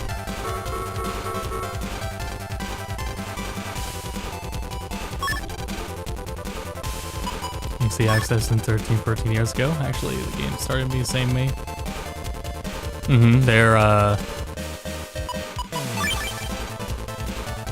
what is it? I had so much love for these games and the anime when I was young. I couldn't keep up though, and now I'm aware that keeping up with the anime was not in my control. There were a lot of reasons I couldn't keep up with the anime. Out of my control.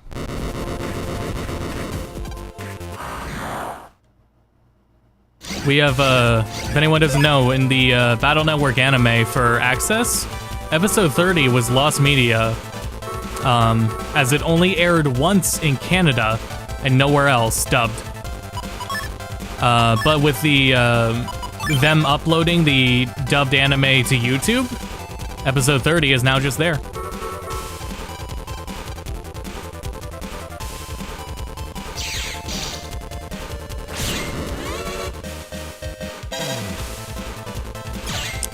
For some reason though, with the episodes that are on YouTube,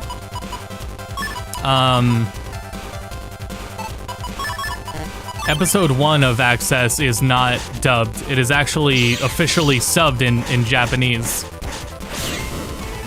In English, but it's the Japanese episode.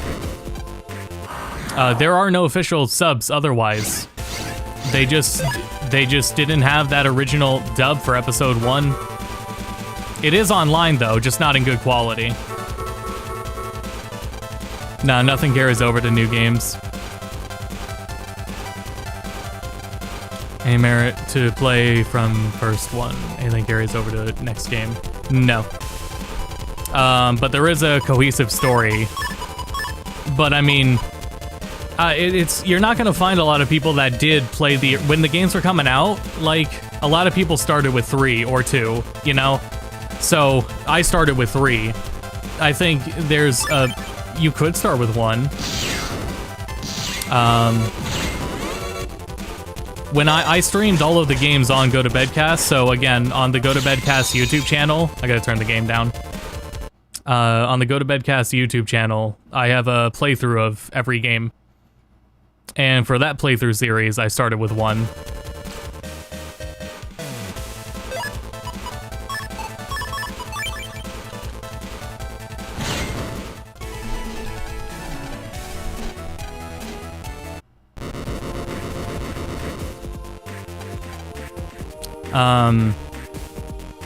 These games more so have like replayability to themselves, right?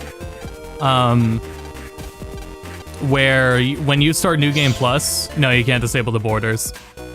When you start New Game Plus, the enemies you had fought will become upgraded. You carry over your stuff into New Game Plus, and then all the enemies continue to like get stronger, and different versions of boss fights and stuff like that. Things like that.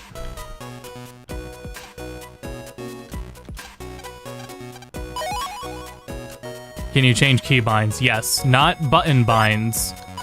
If you want that, you gotta do it in Steam. But keybinds, if you're on keyboard, yes. Those are here.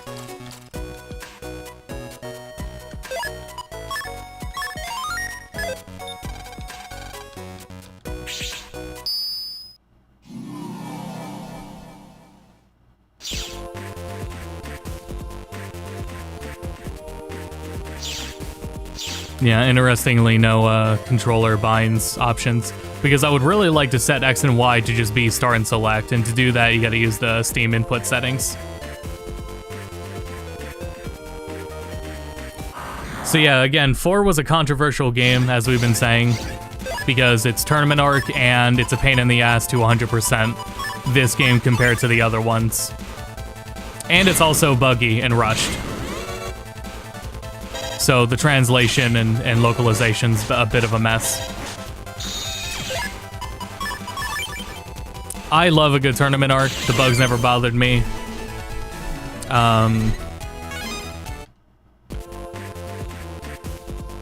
And things like the randomization with the tournament are kind of appealing to me.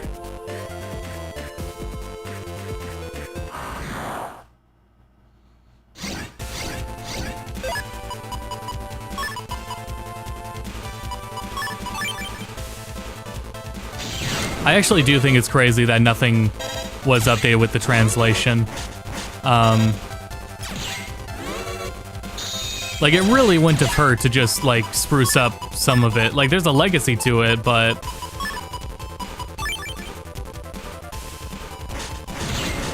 I don't know. I think there wouldn't have been any harm in just changing and fixing typos.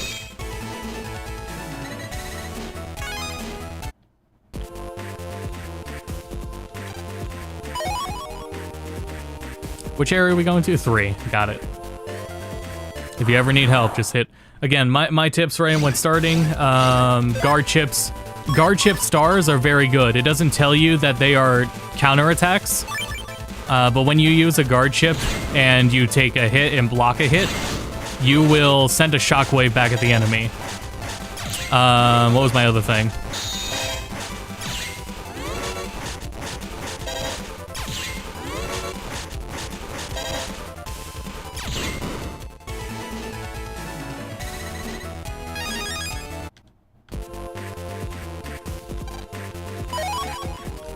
Save often. That was it.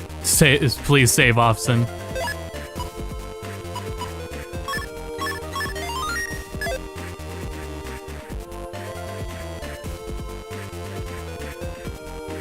Yep, the errors like the misgendering typo. All those, they're still in there, yep. The starting folder sucks.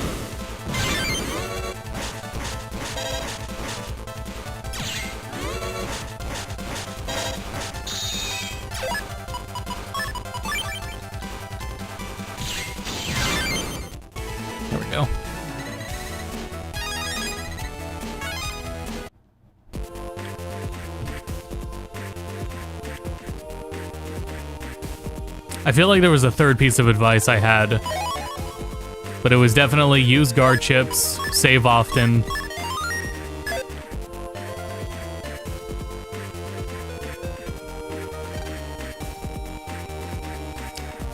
It'll come back to me. The roll trips, yeah, if it's your first time playing through, definitely use the roll chips when you get them. You will thank yourself later.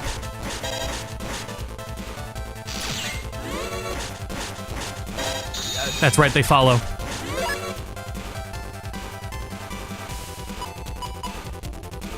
This is a port, not emulation. Correct, these are ports. No emulation used.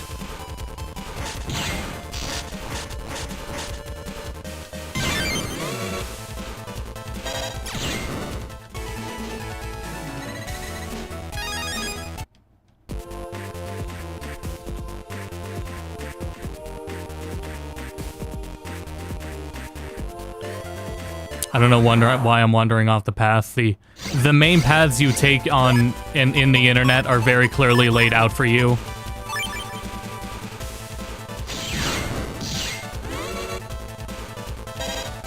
This is Battle Network 4. I figured I'd play a little bit of this before calling the stream. That's right, there is a Advance Wars remake happening very soon.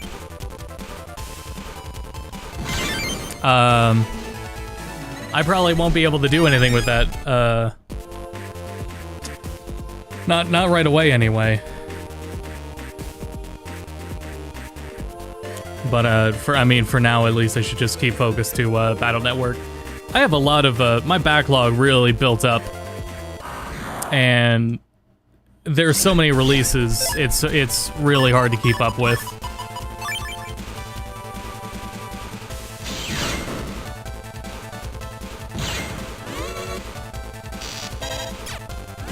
Did I get an air hockey? No, I didn't get that. Where did the air hockey come from? I agree, it's a very good ship. There's no way I got one. Oh, hey, let's look at the download the patch cards here. SP Navi record times cannot be set while patch cards are enabled. Oh, okay. So while 1 through 3 didn't have as many, 4 has all of these. And then you go in like, so increase HP, right? Things like that. Start battles with the barrier. Change the tile effects. Change its charge.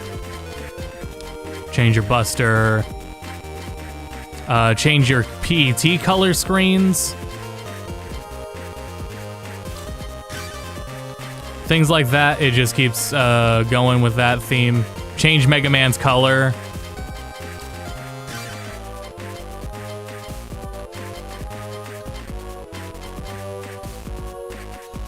Damn. So you got all these things like this. Increase full Giga chip limit. Chip limit in general. Modify tons of modifiers to your charge attacks. Straight up just have your forms. These all these special chips. Let's see. I think both of these were event chips, but I don't remember. Folder back was so broken. Yep. Oh yeah, it was.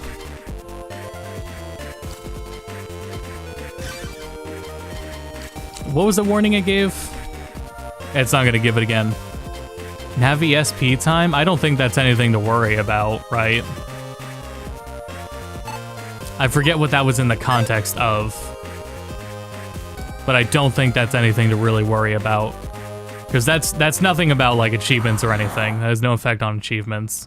That's as much as I know.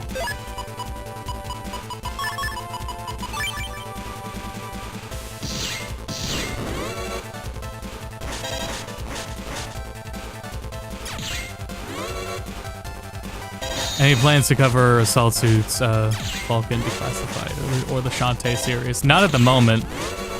I keep an eye out on, like, series that people are requesting. I haven't heard those as often. I would never say never, but the backlog for games that I want to cover as soon as new releases are done is pretty damn long. That's the problem, right? Is I have a massive backlog of series I want to get to. So like there's a lot of things coming down the way, but there's a lot of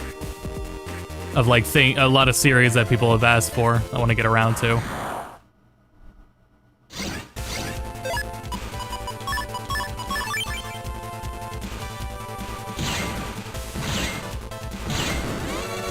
Navi SP times increases the Navi SP chip damage.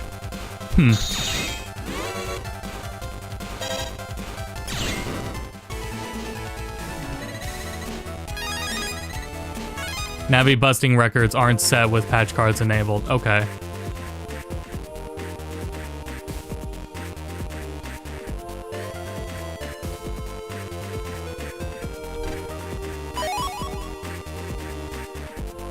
For just the, when you do the, because the SPs are their own fights, right?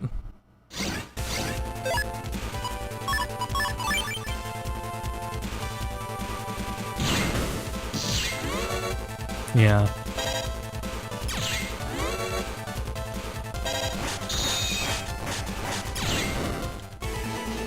I'm gonna go ahead and give him a shot. Specifically, for the form. Yeah, copy damage is underrated too. Which soul are we feeling?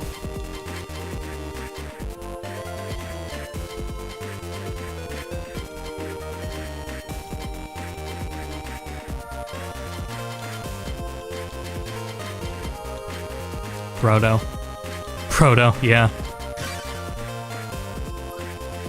Metal Soul with Airhawk.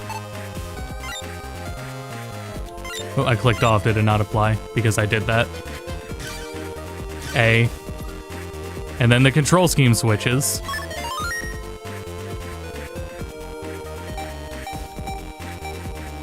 Oh, interesting. Oh, it has a bug. That's right, they bounced... Actually, I didn't know that. No, I didn't know that one would come with a bug.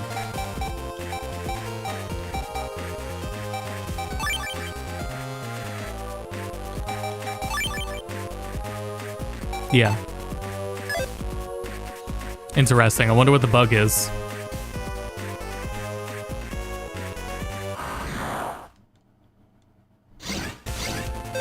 Yeah, there we go.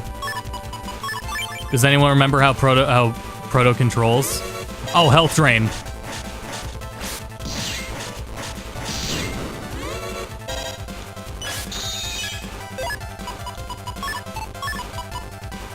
Is Bug Stop in this? It should be, right? Where is Bug Stop?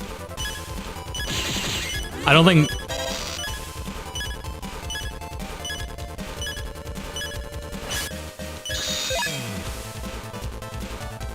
BN2, not worth it. That sure is a bug. Yeah, it's a really cool mechanic. The bugs are actually a really cool mechanic in the game. Proto also has Reflect Shield. It's just one block. So question is, do I have a patch code for it, for Bug Stop? I don't know if Bug Stop is available as a card.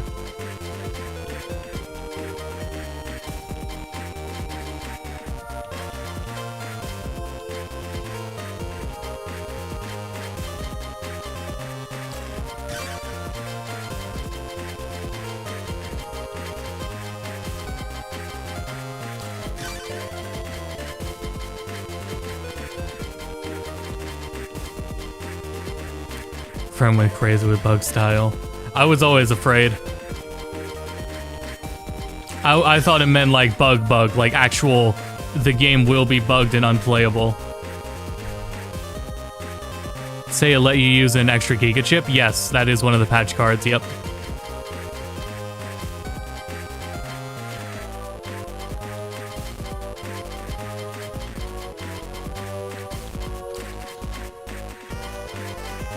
Can you enable multiple patch cards? Yeah. I mean, with the way they work in game, it like... I believe they modify the same quote-unquote address. So if I turn Numberman on, and we take it, and it brings you to this screen, and these are your addresses, quote-unquote.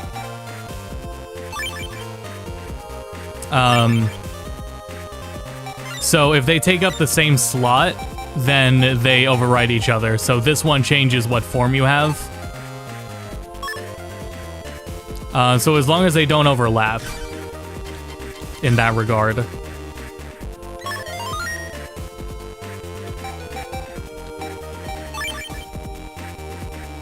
But yeah, I am Mega Man. I don't think Bug Stop's in. Not as a patch card. I think you have to get Bug Stop how you normally would. However, I don't know how you would normally get Bug Stop. I never worried about it.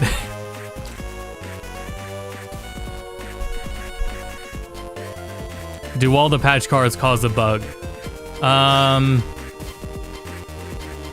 Well, I know some of them, like, more of the OP ones do. I wasn't expecting the Double Soul one to give a bug. I have to assume these ones, like, increased health. Let's see. Yeah, like, increased health gives you a bug. So... the difference between each version of every Battle Network game. That's a lot. That's an open-ended question. Where are we at? Oh shit! Let's find. Do I have any sub chips? Cool, dude. Great. I can make do. It's the first area. Oh, do you mean like between Battle Network 3 White and Battle Network 3 Blue? And like that?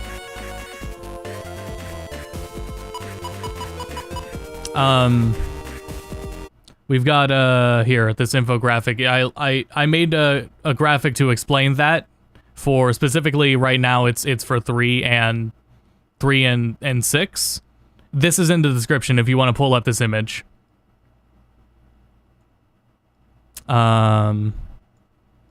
This has the differences that you'll see between characters and navis and chips you'll run into in each version that are exclusive to them.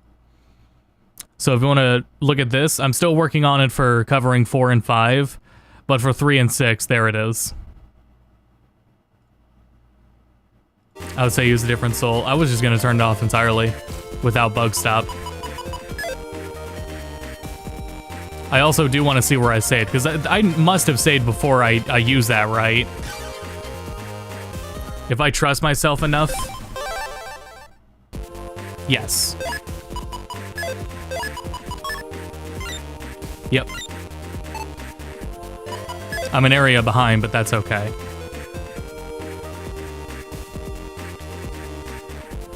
So the main thing is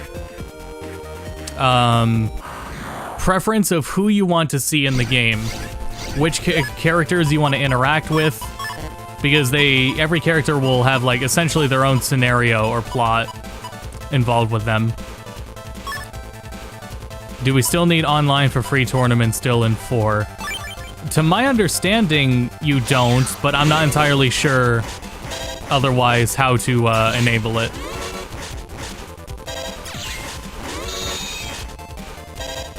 I can't demonstrate it because I simply don't know. Oh, we can look at the comm menu though. We can look at the comm menu. We'll check that out. After this fight, we'll check out the comm menu and see what's up.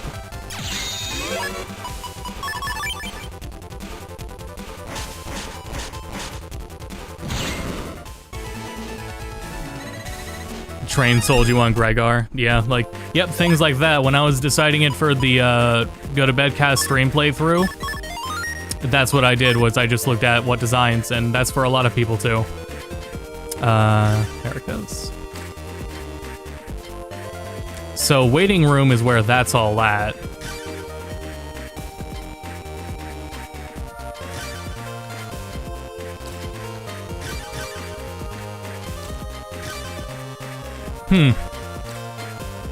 This says to me you still need multiplayer for it, right?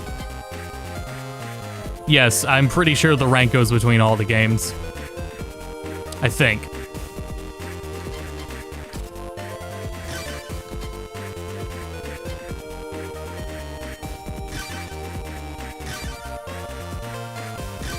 And yeah, you need to send navis out. Oh, interesting. So let's get roll.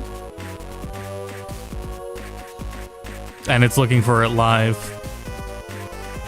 I can imagine years down the line, Discord, you can find Discords that will help you do these kinds of things. Wish I had Cross-Leg, because it's going to be so fragmented between 6 games and all platforms. Yeah. I understand, to my understanding, 6 is the one that has the most refined PvP, and it's probably where most people will be. This is for the waiting room, which is how you unlock some things such as free tournaments. And what that does is, like we were saying, Battle Network 4 is a tournament arc game, and what the opponents you fight are random. What you can do is, when you are exchanging with other people, you exchange a Navi in the waiting room with someone from the opposite game, their Navis can show up in your tournaments. So you can have Navis from both tournaments show up. And get that experience. When is it available to play? In less than 2 hours.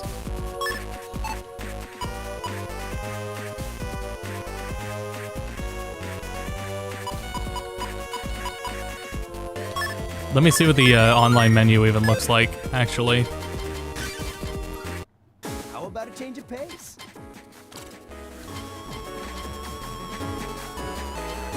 Oh no, actually, now that I think about it, I think the online menus are all there. Yeah, they are. Take it away, operator. Which helps is you have to beat this game 3 damn times, yeah.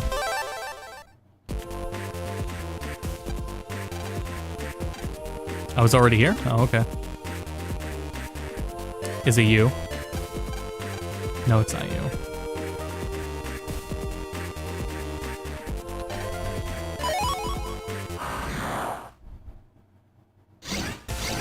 But yeah, as far as it requiring online, it certainly looked like it still did to me. I heard otherwise, but maybe I misinterpreted. Or maybe is a way, but...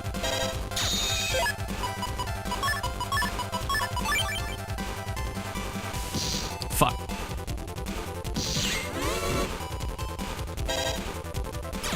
Buster charge is so much faster in 4 compared to 3. But in 1 and 2, I don't even think you start with the charge.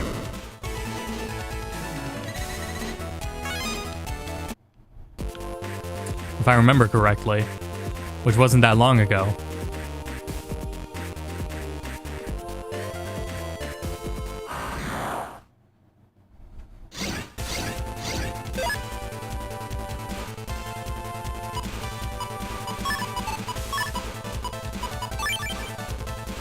Digitally play on your 2 switches. Oop.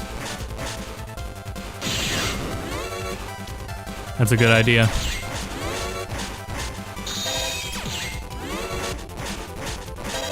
So yeah, if anyone doesn't know, with crossplay, it's been known in a few situations that Sony does allow crossplay, but usually if you want to have crossplay with your game, Sony's gonna charge you a little bit. So publishers have to pay if they want their game on PlayStation to have crossplay with Xbox and Switch.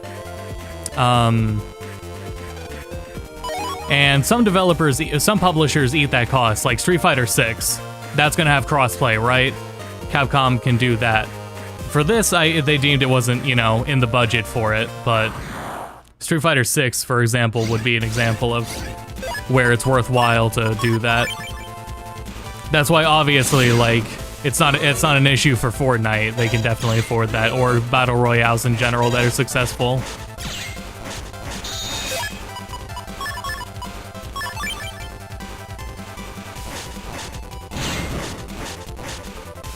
Yeah, usually multiplayer games will... crossplay games will have, like, their own... account system, right? That's separate from the other games. Separate from, like, Steamworks, for example, or PSN. And that's another thing to consider, yeah. If any publishers want to set up that architecture. Got an achievement. That was for the S rank. How long? Less than 2 hours.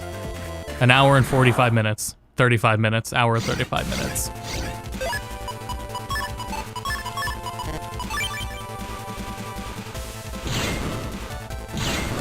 Yeah, the thing is, that's like the whole multiplayer aspect, especially because I didn't really...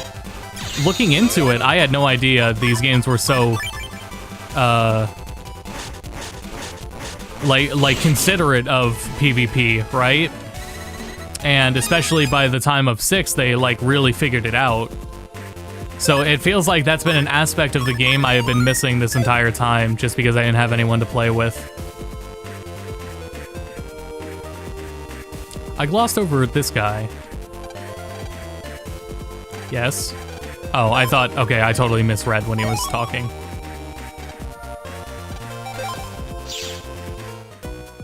And Japan had tournaments, yeah. Ivy and Eevee training my battle chips.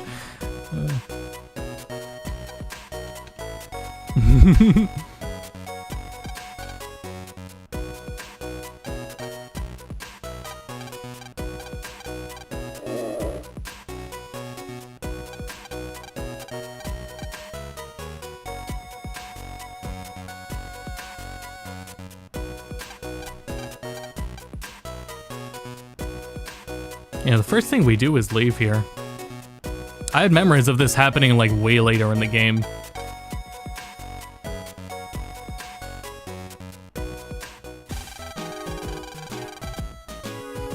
best friend would PvP me back when these games released. Man, yeah, no, that's an aspect I missed. Knowing the trade on GBA, yeah.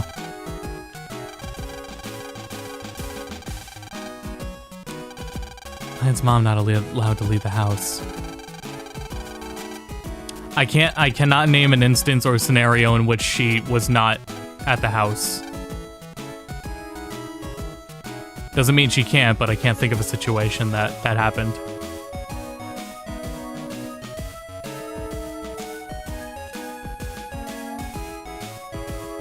That explains the disclaimer. I was gonna say Higsby's is not open yet.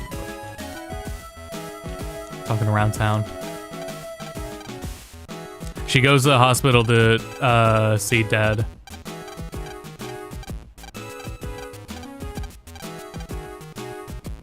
Yeah, you're right. There's instances, yeah.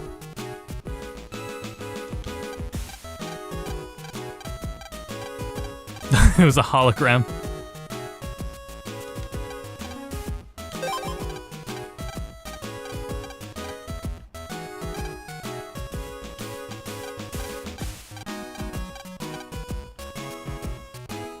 If anyone is also, because this is internalized, then I can't get it out of my head. In the anime, Dex is voiced by Eddie from Ed, Edd and Eddy, and Numberman is voiced by Double D, and Bass is voiced by Ed.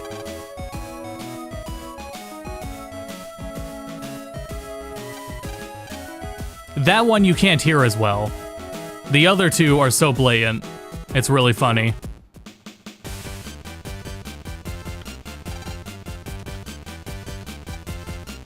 To the electrical store. Wrong one.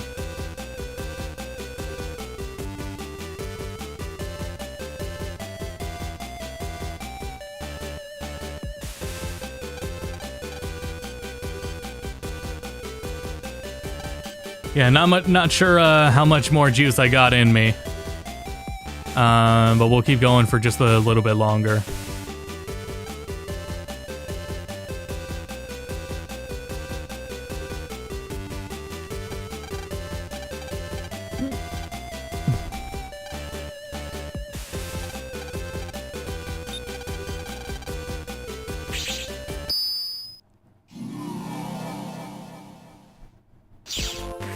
Hello, Shade Man.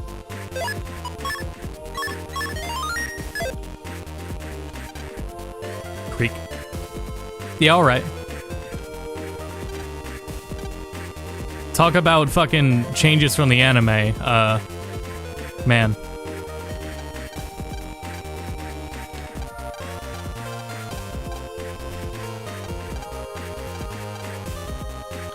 Well, let's see what we got here. Reg up. Oh.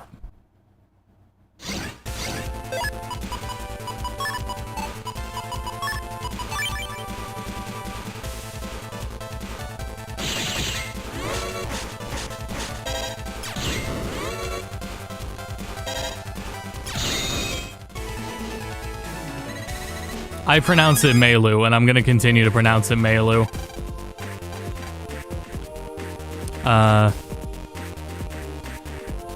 Good idea, Lan. Make sure there's nothing, but yeah, alright. In the manga, it's Melu, huh?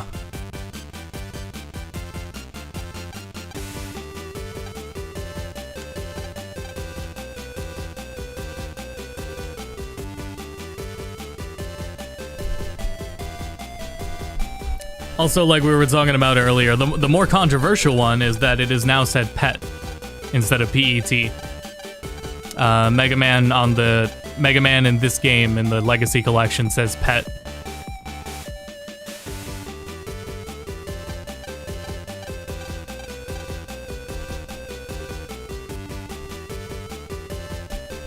I've also considered just May with a silent L. I don't know.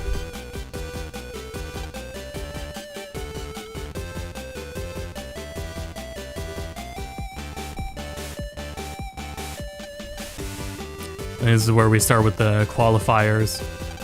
Oh, sorry, I'm getting ahead of myself. Was Battle Network 4 retranslated? No, none of them were. There were... the corrections go as far as the Z Saver was typed as Z Saber, like it's supposed to.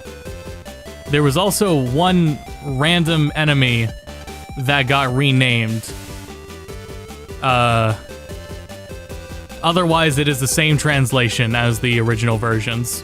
Spelling mistakes, all intact. Spelling mistakes, crude writing, all intact. Guess you couldn't find any online matches. I haven't looked. We can try.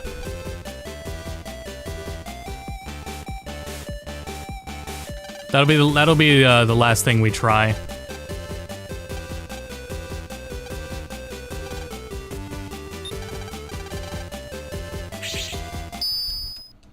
But we'll give it a look, because the game, and we'll look worldwide because the game is out in oh wait, but not on PC, right? On PC, everybody on Steam, everybody waiting on Steam is waiting on the same time, aren't they? I wonder what happened here.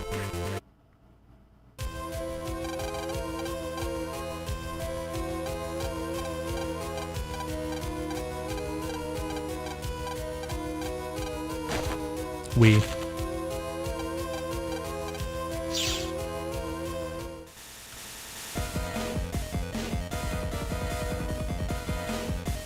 That's crazy. I kind of assumed when everyone was talking about regions, they meant Steam as well.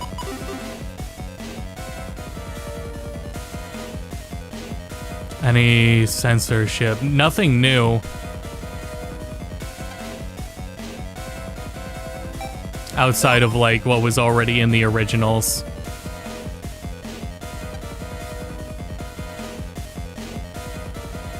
Hey, this panic theme. So would this be a bad time to like leave for like 15 minutes? I was given a code by Capcom. Otherwise, people in other regions on PS4 or Switch can already play. Not on Steam. Steam will be able to play the game in an hour and a half from now. An hour and 35 minutes. Sorry, hour and 25 minutes. This is normal for almost every Steam release. Yeah, it is. Yep. I had forgotten, though, just because of the discussion.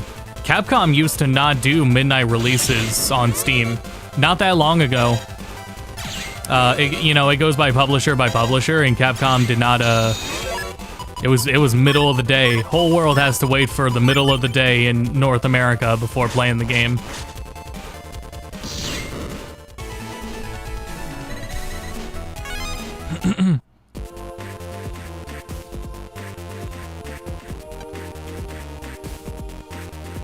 Follow the trail of bodies, but I want that chip, that mystery data.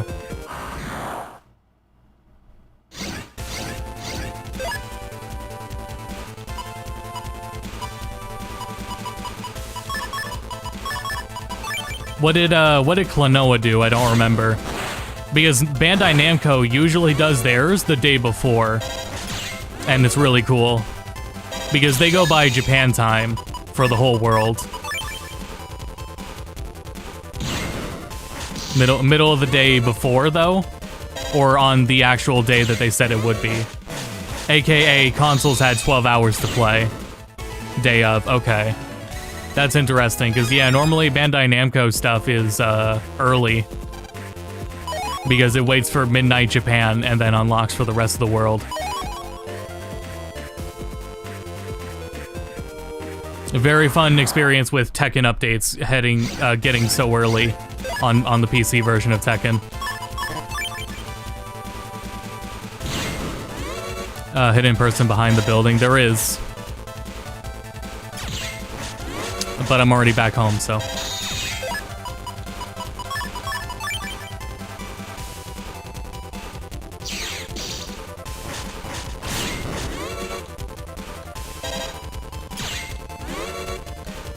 I can see them if there's, at the very least, if there's ever a DS like Switch library, they can bring that back. Totally. We'll just follow the corpses. Thanks for joining, Frank. It means a lot. Have to wait for midnight then. Yep.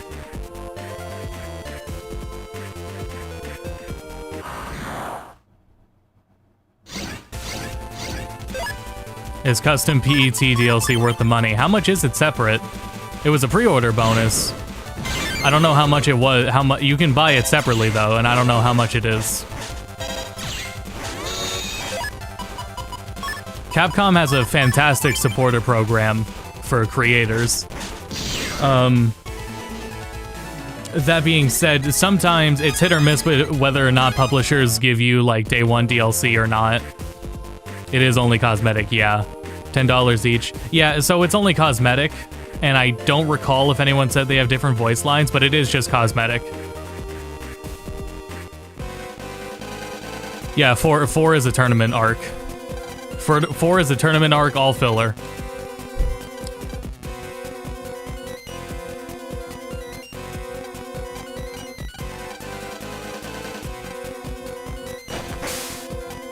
$10 each. I mean, they're not, even if I look at Steam, they're not available to buy yet, so I can't see. Let's see if it changed.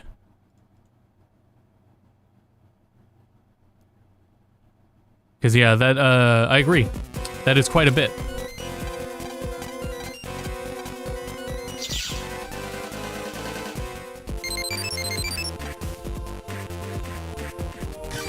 Damn it.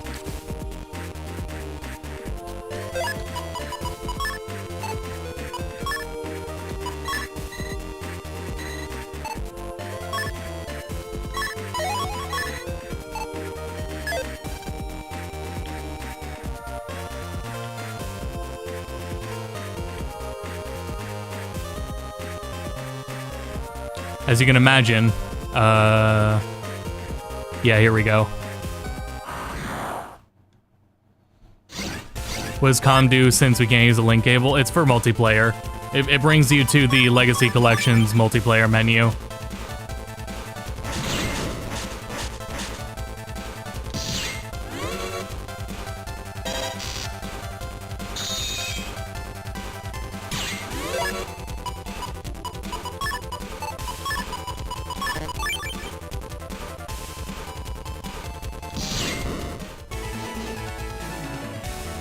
I think the collection will do well enough for Capcom to greenlight a new game in the series or something. I really can't see it happening just because Battle Network 6 wrapped up the plot. Like, now the same can be said about the X series, right? X5 was supposed to be the last game in the series. So I don't really fully know. But they did have a predecessor series that builds off of Battle Network. So, I'm unsure.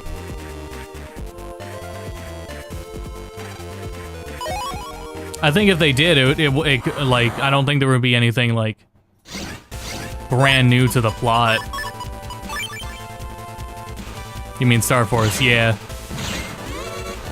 If anything, that's the other thing I was thinking of, right? Is even if I didn't, like, I wasn't huge on Star Force, but if Star Force didn't have as, like, conclusive an ending as this did, I should probably get it first. Damn it.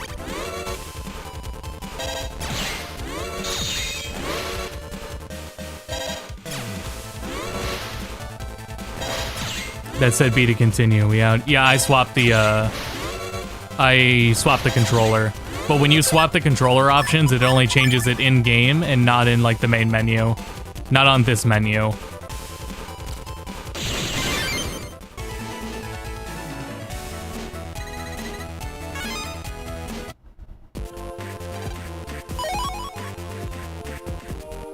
I think they can continue with land, they just can't have them do anything to, like, world, nothing in regards to saving the world from, like, Wily or Regal.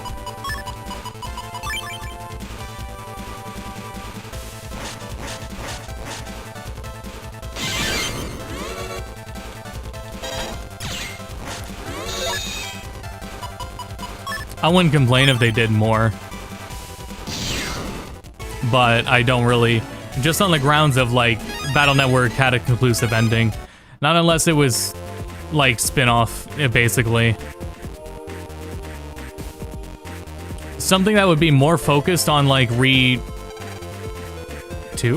Are we in Town 2? No, we're not, huh?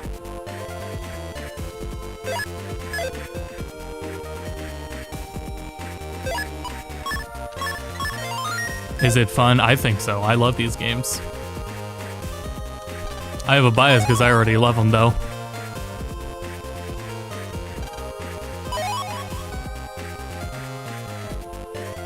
I think they would have to do, like... It would have to be a spin-off, and it would have to be, like, exploring on gameplay. Or, like, essentially establishing a new game that would be built around PvP, basically. Give a new PvP experience. But that's already in this game, so I don't know. Rats.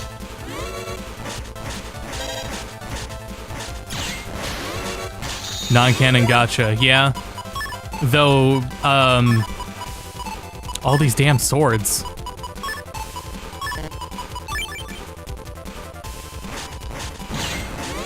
Battle Network Mega Man is already in, the Mega Man X mobile game.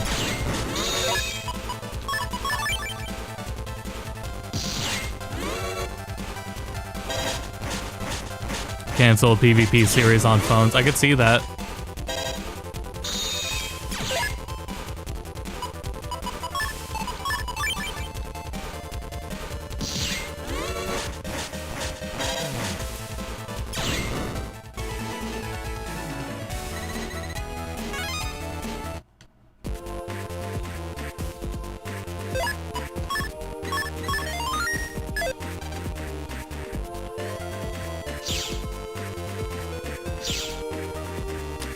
I don't know, it could raise the chances, I just don't know where it would go, since it finished, so.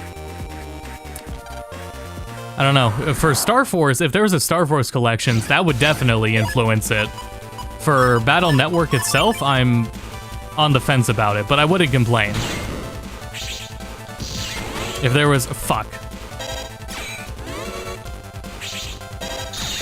If there was a, new Battle Network, if there was a Battle Network 7, I would, god damn it, I wouldn't complain.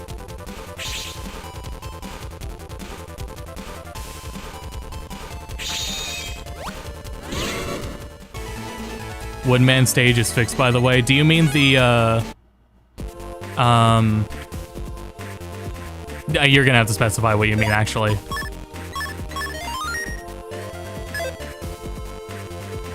Do you mean the, what is it, Prism? That thing? That bug?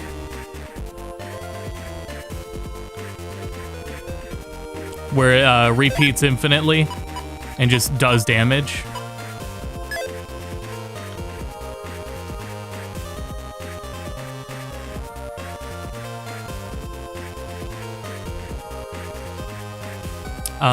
If that is what you mean, that was, in PvP, it's not possible, but it is possible in the game itself. They left it in the game itself, but not in PvP.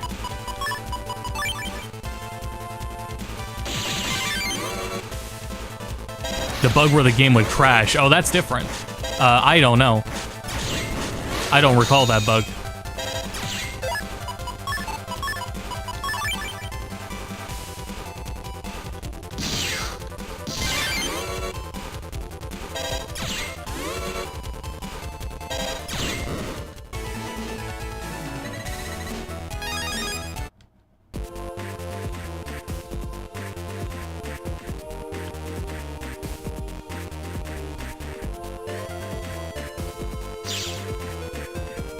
This is probably where we had to go. Invistar.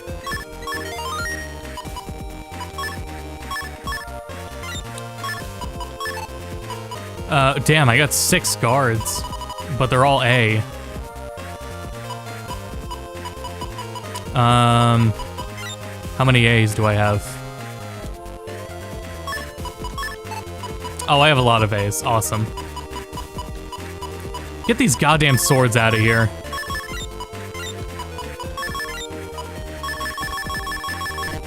Awesome. And now, another one for Viz. And that's much better.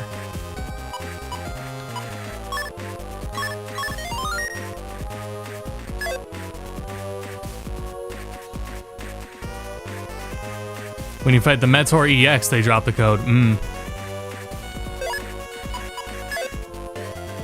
Anyway.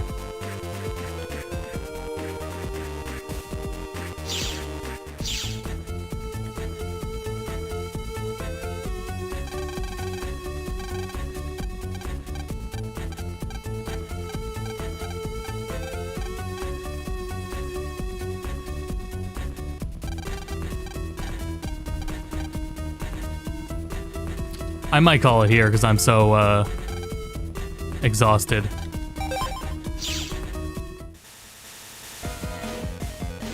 Yeah, the crossover stuff went both ways. Let's we'll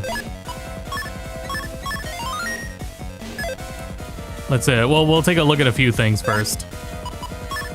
Oh yeah, I already was looking at that because we were looking at the waiting room thing. So, what's next? Good question, Mega Man. All right, let's go. The count is in 6. Oops.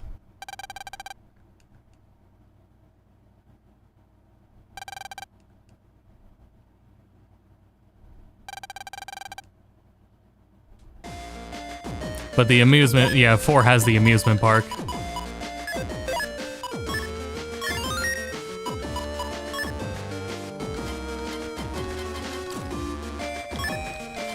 So yeah, I'm really curious about the online too, but the only way I'm gonna find anyone is if they are also like playing early and are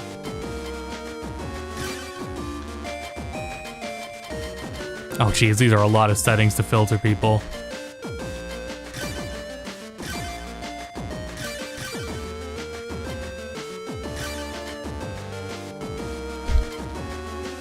That's way too many damn settings.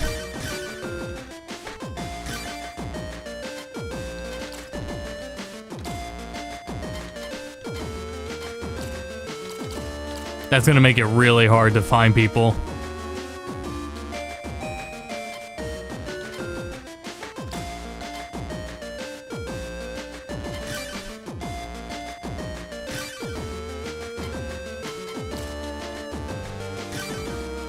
No, hit that, hit B.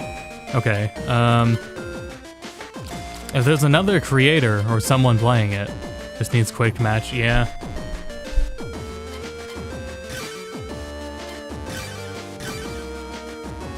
That's why it's an interesting amount of settings that they put here. You cannot battle online as there is no chip you can afford to lose. Oh, Real Thing does that, yeah.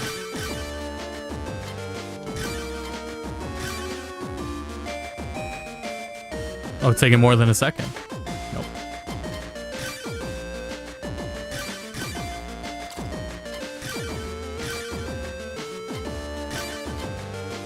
Nah, no one playing.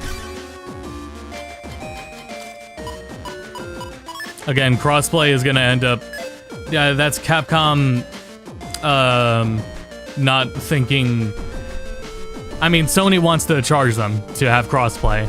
It's either that or just go ahead and have crossplay between Switch and PC, right? That's the other option. You were awesome back there. I didn't really do much, Mega Man, but thank you. Anyway, yeah, man, I'm exhausted, but this is really fun to take a look at it. Which platform would you think will be the most popular for PvP? It's not PS4, I can tell you that, 100%, it's not PS4. It could be Switch, but I think down the line, it's probably gonna end up on PC. Especially because a lot more PC players are gonna be wired. I don't think we actually know yet if it's rollback. So, I think in the long term it'll be PC, but yeah. The other concern is how much hacking is possible. So,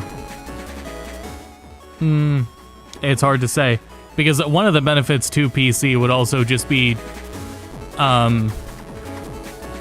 getting the save data in a comp folder easier.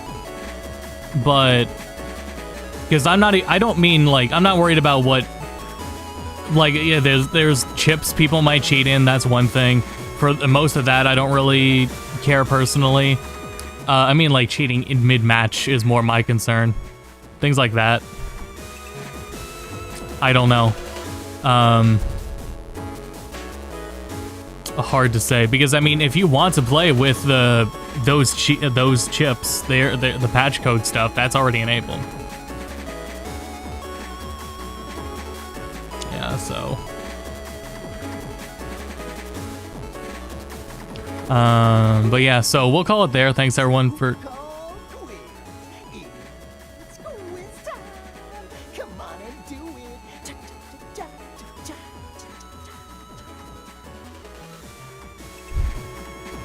Thank you, Mega Man. That was wonderful.